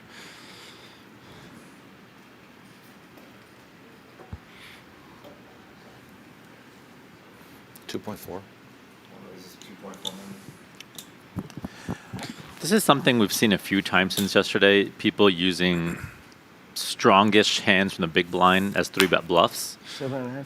Wow, 7.5, he said. Yeah, if I'm Kevin, I would just be calling this. It's just too good of a hand. You know, you don't want to waste it. You know, take a hand like king 6 off and do this play, and then you don't feel bad that you wasted a good hand like that. Yeah, he was still in position too. And yeah, totally right idea. You know, get to 3-bet, get to put pressure, but I would just use a different hand. Well, Kevin was big blind, right? It was small big, yeah. Oh, Joel was small big, okay. But yeah, good heuristic there. Just when you're bluffing, use a hand that you don't mind wasting. When you have kind of a middling hand, just call. So you end up 3-betting your top of your range and kind of the bottomish of your range and call the middle. All right, this is going to be a break, and 2 and 400,000 when we come back. We come back with Joel Gola as a chip leader, 28,200,000. Aram Zobian and Kevin Nee close behind.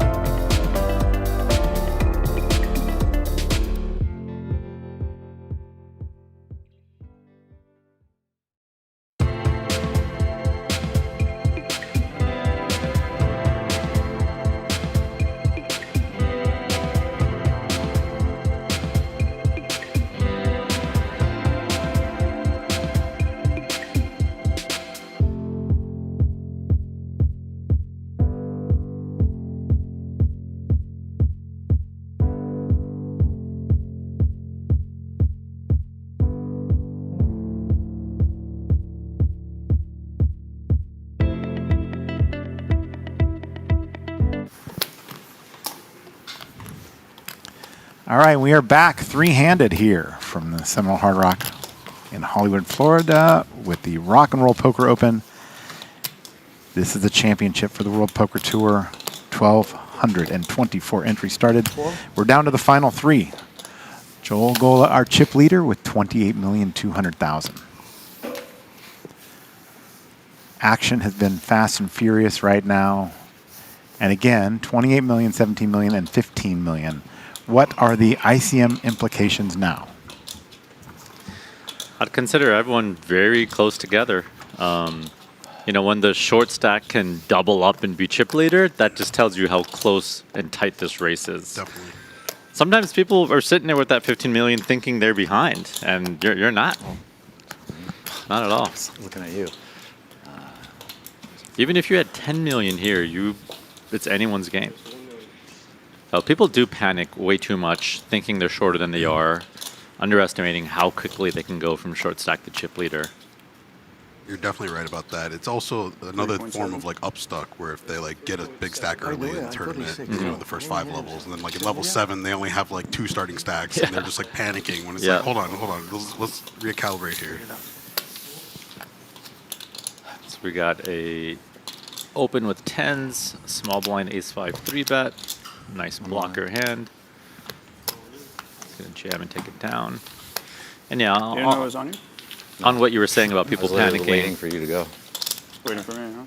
I think a big mistake people do is they pay too much attention to average stack, and that makes you feel like you're behind and you need to do something to catch up. Just pay attention to how many big blinds you have.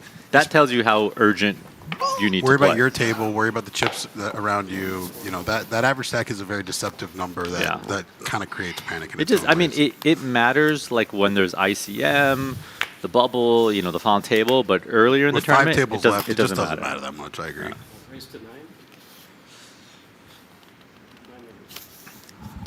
Yeah, I mean, I don't want to say it doesn't matter at all, but I think for the average player there that's not a pro, that kind of causes more harm than good. The reality is, what do you actually do with that information? You don't actually change anything. You just log it to kind of understand where you are in the grand scheme of things. Well, when there's ICM involved and at the final table, it's good to be aware of the average stack, because that changes how liberally you might want to get in your chips. Sure. Like, let's say you're playing a tournament where the average stack is only 15 big blinds.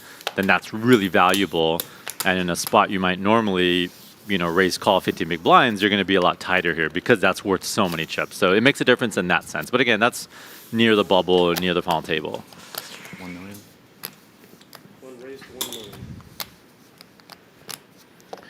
Another thing is you're down to 4 big blinds and you double. You don't just double from 4 to 8. You know, you get the blinds, you get the antes. Sometimes there's someone raised and there's dead money. It's like really easy to go from like 4 to 15 big blinds. Then you double up and you're 30 big blinds. And now you're chip leader.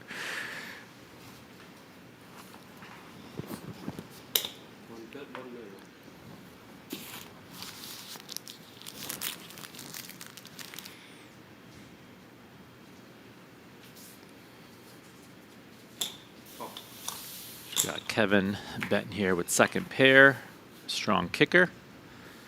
Aram's floating with king high. He's got a backdoor straight jaw. Not a great turn card for Aram. It was a direct gutter on the flop. Oh yeah, it's a good shot. Still Yeah, not fantastic. Yeah.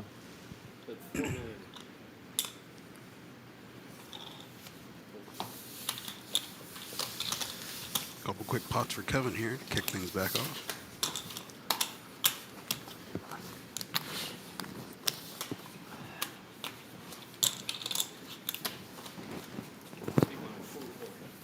Yeah, another thing you touched on was people getting frustrated when they go from big stack to a small stack.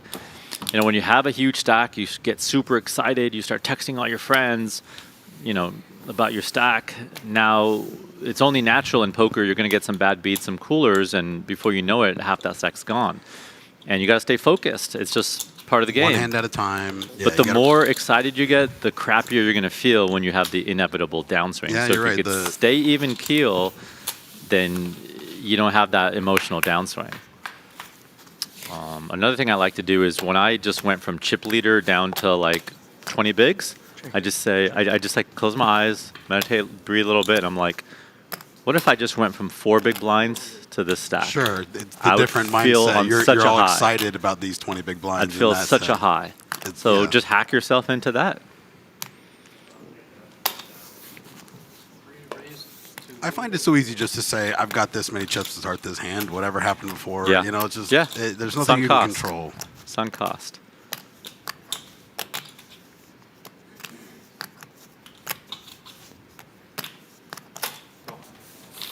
Joel raised this little turn bet here. King 7. Maybe a little bit of a protection raise, trying to charge some draws.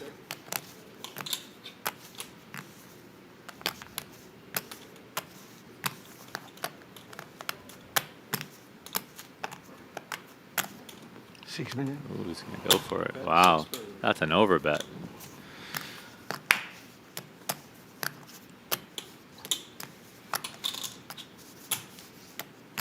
This would be a hell of a hero call. Joel putting him to the test here.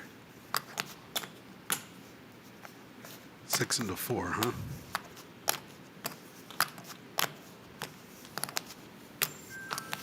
Gets it through. Or not.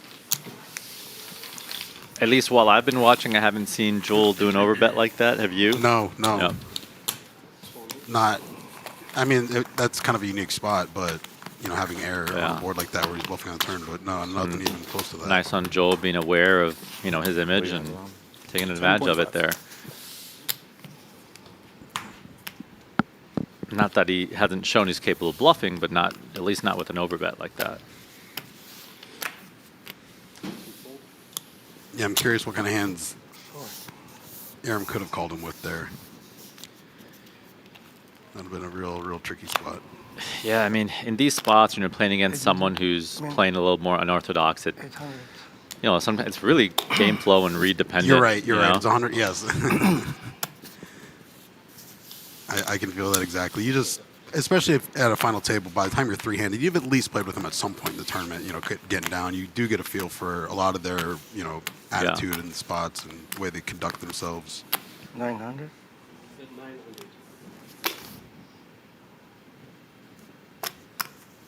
Call.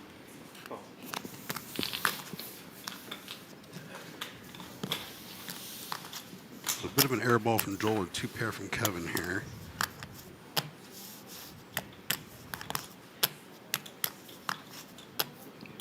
$3.5. Oh boy. Looks like got a little rush from getting that bluff through. Wants to keep it going now.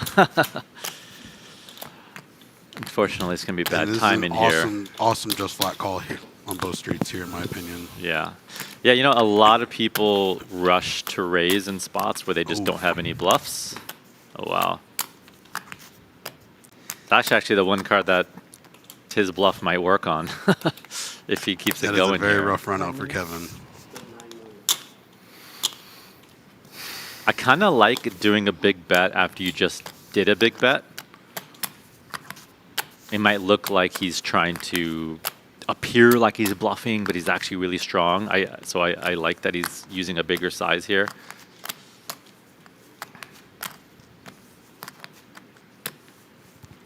God, the pair of 5s changes everything. for It Kevin. does. This is There was such just, a like, no way- Such a terrible run out. He had him exactly where he wanted him. There was like no card that was going to get Joel to fold except for a queen or a 5.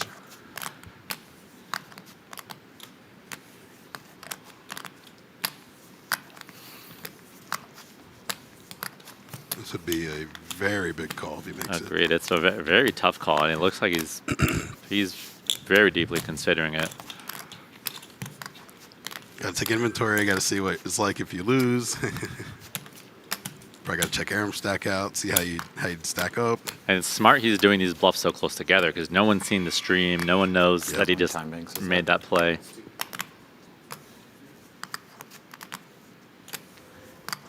There's a nice stack of time banks, and this is the hand you need them for. Yes.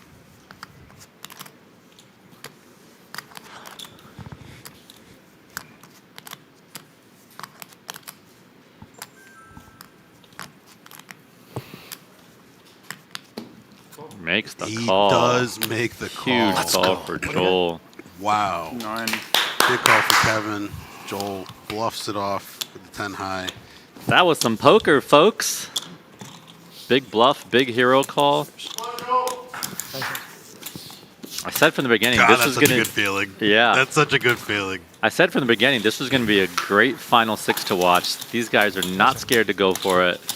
Not a single person at this table was afraid to make plays like that. Huge call from Kevin Nee. Now our chip leader, 35 million, just about 36. I like the heart from both players there. Yeah.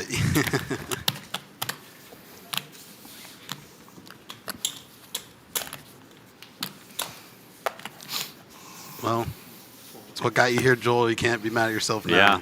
You know, that heart's what got you here. Probably just hurt more because the fives gave him a chance to actually get it through.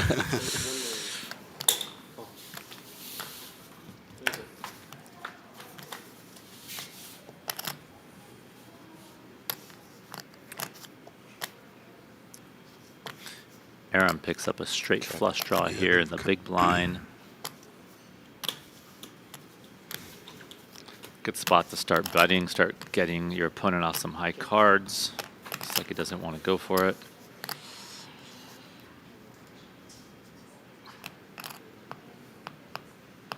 $2 million.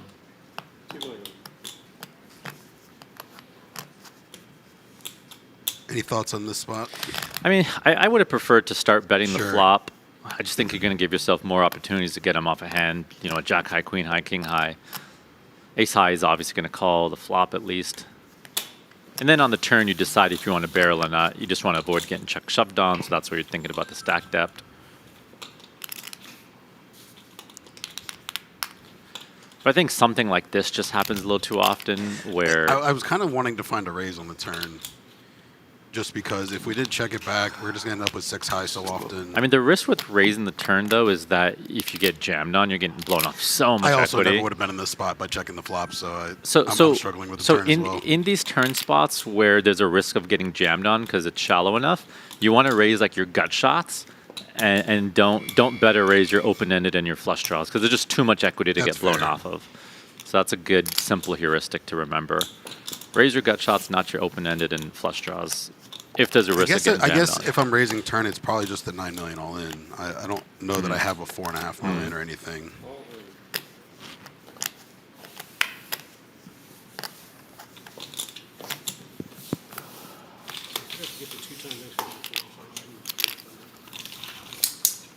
One more. Definitely been some fun hands.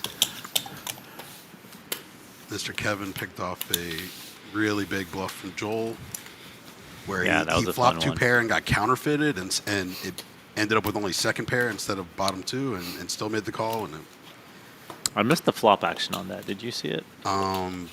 bet, yeah, no, it was 10-6 high on queen 9-4, and it just went bet, bet, bet. Okay. Aaron with 10-4. Kevin with 5-4. Kevin's out of there.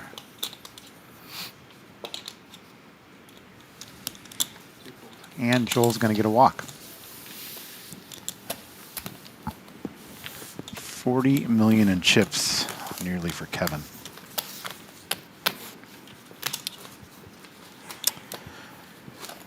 So now if you're Joel, what are you doing with your chip stack?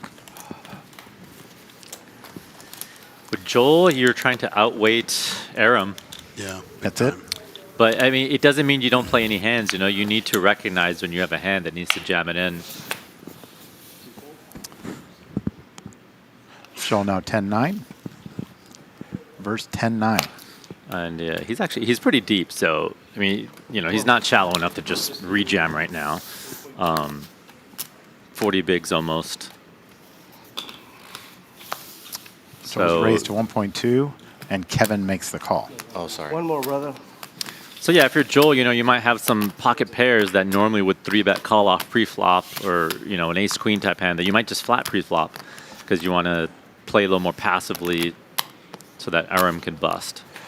That's what I'd be thinking about if I'm Produce Joel. an ace on the turn. 1.2. And now with the ace, Joel betting 1.2. If you're Kevin, you have to give credit for him having an ace there, I would believe. And he does fold. Joel takes the pot.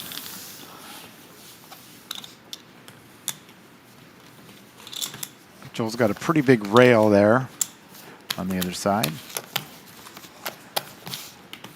A lot of people excited for him. Again, Joel's 75 years old. Left the tournament on day 2 for 4 hours to go to his first granddaughter's birthday party, and here he is with 3 players left. In the Rock and Roll Poker He probably Open avoided a couple WPT bad Championship. beats during that time and might not be here if he had played those I am hands. a firm believer in the butterfly effect. I think there is zero He chance certainly changed everything. that the tournament plays out the same way. For him, at least. But maybe for others. Roz, have you ever had to abandon a stack in a tournament for any reason? Abandon a stack in the tournament for any reason. I mean, Joel chose to in this Yeah. story, but No, that's not, he's a not legend. that I can remember. I'm assuming for you or I, it would be no, unintentional. it'd be or pretty we would rare. have to. It'd have to be an emergency. Yeah, I've never. I mean, I've had to step away from the table to take some important calls That's fair. in the past. That's fair, yeah. Faraz told me he abandoned his stack 6 times in this event. That's true. All right, we They have abandoned him. It's a an little open-end different. straight draw for Aram with a 10-7 on a king 9-8 board. 5 on the turn, which gives Joel a pair of 5s. Aram bets 800,000. And yeah, when you're betting here with 900,000, 10-7, Joel you're makes thinking a about call. how you get jack high, queen high, ace high out of the pot. Probably not ace high since there was no raise pre-flop. River's a king.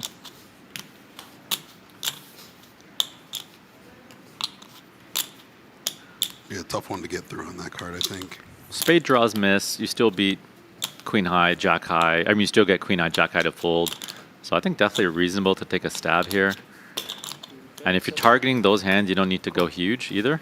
You bet 700,000. Wow. Joel Oh, he makes hit the 5. quick Yeah, that's call. right. 1 pair. Yeah, and with that size, he's literally just trying to get, Yep. again, queen high, jack high out of there. Or maybe some worse spade draws that are going to bluff you if you check. So he's not expecting for that bluff to work that often, but it doesn't need to work very often to be profitable. That's the beauty of it.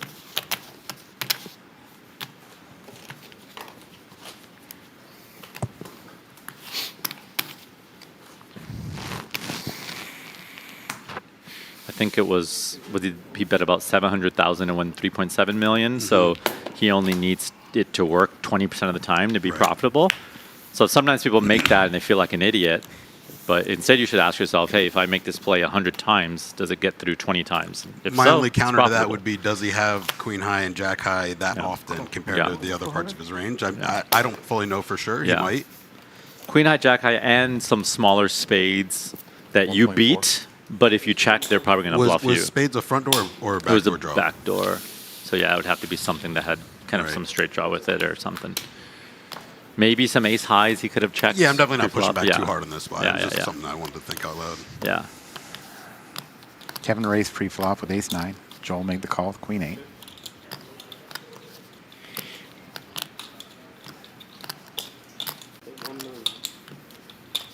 Joel checks. Kevin bets 1 million. 3 million. Wow.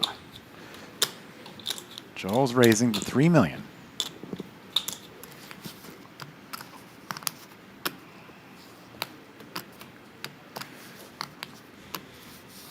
Game of chicken here.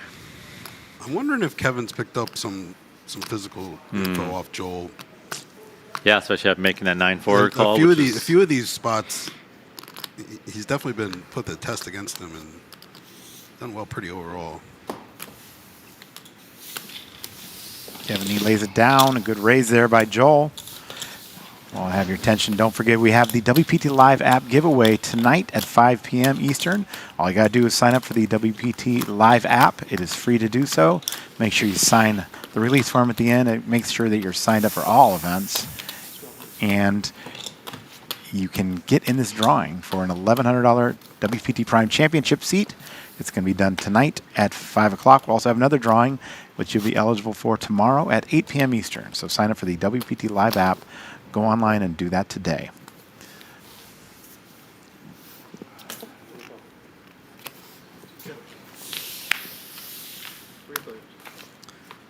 first limp I can remember in the final table. Joel went to Flop button. 10-4-3. This is Kevin going with to be the an nine action drop. pot, in my opinion, Aram now with top pair 10. especially when the ace high is betting.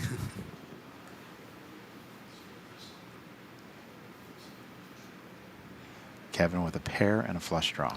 Yeah, combo draw on top pair here. 3.5. And Aram's pretty short.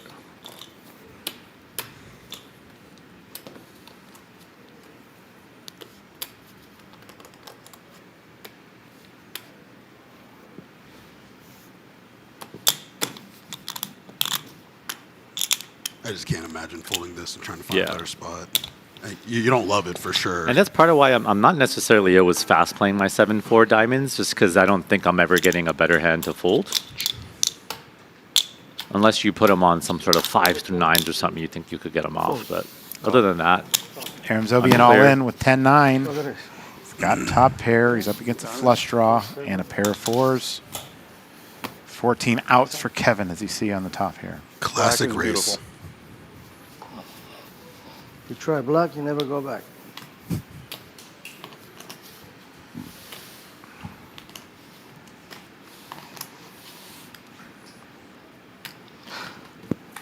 Oh boy. Turn cards and ace of diamonds.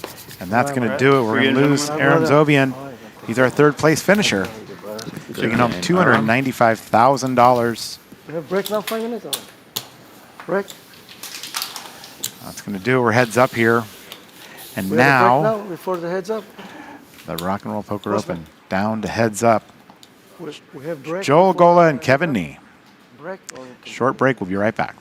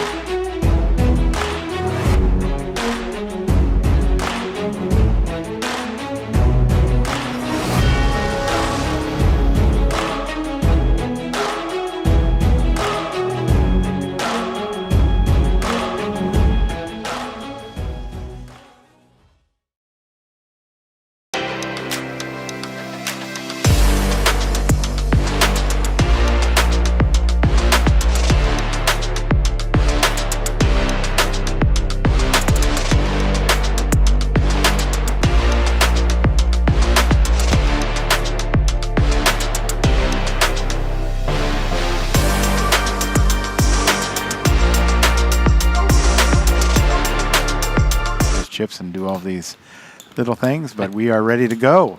I thought I Heads up. remembered some WPT Borgata event that maybe Vivek won or something that was just like insanely fast. Do you Yeah, remember and this? you know, this was to be predicted because yesterday went so long, Yeah. and everybody was about even in chips, and today there's been some pretty knew it was chip, gonna be, big chip disparities and I had some yesterday, definite too. coolers and some I swear to God, know, I said, here's what I said. amazing Either things. you and me, or either me and this guy, Zombie. Yeah.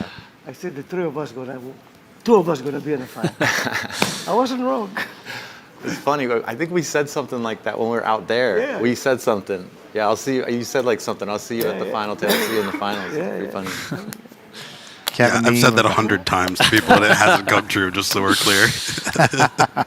Joel still with 50 bigs. So At this heads point, up there's no here. losers. Nah, man. Huh? No way. It's great. Amazing run. So it's going to be small one on the button. I think it's just going to be fast and How much big loose. blind? 4? Heads up here, totally different ball game. Strategy adjusts quite a bit. There's no ICM heads up because there's nobody to wait for. So essentially, you're just like you're playing a cash game or a heads up sit and go. And you saw the relief on Kevin Nee when he eliminated Aram because he knew that if he doubled up Aram, Yep. he was in for a long battle. Aram was a big threat for sure. Yeah. And now a big hand here. Ace deuce suited versus King Jack. So we're just under 50 big blinds deep effective. For Joel, Kevin has about 2x his stack. King Jack suited here. All in. Wow. He's all in. That's a massive jam. And he makes a Calls call. with ace two suited. Wow. Dare I Whoa. say fast and loose, Holy. boys. Dare I say. Wow. I mean, that's a massive jam and that's a massive call. Ace deuce versus King Jack. Wow. 3x, 50x call. Joel Read 'em wasn't and weep. here to mess around, but we're going to see what happens on this flop. And the flop is Flush. 3 spades. It's all over. Yeah, it's all done. It's all Checkmate. over. Hey, Joel. Wow. Hey, man. Thank He you. has him drawing dead on the flop. Kevin Nee's going to be our champion. Fast and loose. What hand? Incredible. Joel's already halfway to Miami. Wow. That's Just- not how I just was vanish expecting. away. I was not expecting that hand to go that way. I was Wow. not expecting it to be this quick today. It's going to be all over. Kevin Nee's going to be our He champion. didn't even think. He snap called. He's going to win $605,100, which includes that seat to the World Championship. And he is the winner. Faraz, what do you think? That was 200K a snap call with ace deuce. crazy big shove, and I'd say the call was even crazier. Yeah. Okay. Yeah. I mean, like the jam is probably like a profitable jam, but it's more profitable to Do call anything or else. maybe 3-bet. The call probably is a losing call long term. With ace-2 suited, you're dominated a lot, and you're never dominating anything, and you're barely lucky ahead to when you're get ahead, it and you're- 60-40. You can't be in really Kevin bad Nee shape. was here on business. Yeah. Didn't even expect to play in this event. Yeah. And here he is, our champion of the Seminole Hard Rock Rock and Roll Poker Open on the World Poker Tour, putting his name on the Mike Sexton Champions Cup. What an absolute legend. I mean, I wonder if they underestimated like how many big blinds they had, like one of them, or not. Or maybe they weren't even thinking about it in big blinds. I don't know. Ask I'm them. going to be honest in this situation. him. I find that Joel only views him as down like 2-1 in chips, and Yeah. Kevin's just like, I got you covered 2-1. Yeah. It's like they've shortened Yes. the arena a little bit unnecessarily. Yeah. And they're just playing their stack against Yes. each other kind of deal. I think that is a good analysis, that maybe they're just thinking about how big their stack is relative to each other and not about how many big blinds. So that's a good reminder. Think in big blinds always. It puts things into better perspective. Yeah, you can definitely make some clear decisions, but who are we to judge? Kevin Nee is our champion. We played for over 10 hours yesterday to get from 16 down to 6, and just over 3 hours a day. And I'm to go sure 6 Kevin. to 1. I'm sure Kevin knows he's probably not going to jam like a monster. So No, sure. There's You know, parts of that. yeah. Incredible. Fascinating stuff. Well, Matt, it was a pleasure seeing you again. Michael Lockie, Faraz Jaka, and I'm Matt Savage. Thank you for joining us Pleasure here for at the us. Seminole All right. Hard Rock Rock and Roll Poker Open. Our champion, Kevin Nee. I can outplay these guys. Got my shot. Got this. If I get I've prepared for this day. One time. Breathe. You never know when your time is going to come. To rise above the rest. To seize the opportunity. To be crowned a champion.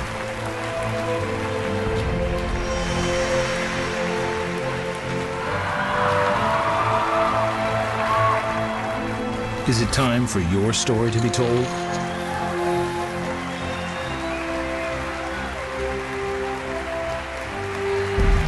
The World Poker Tour.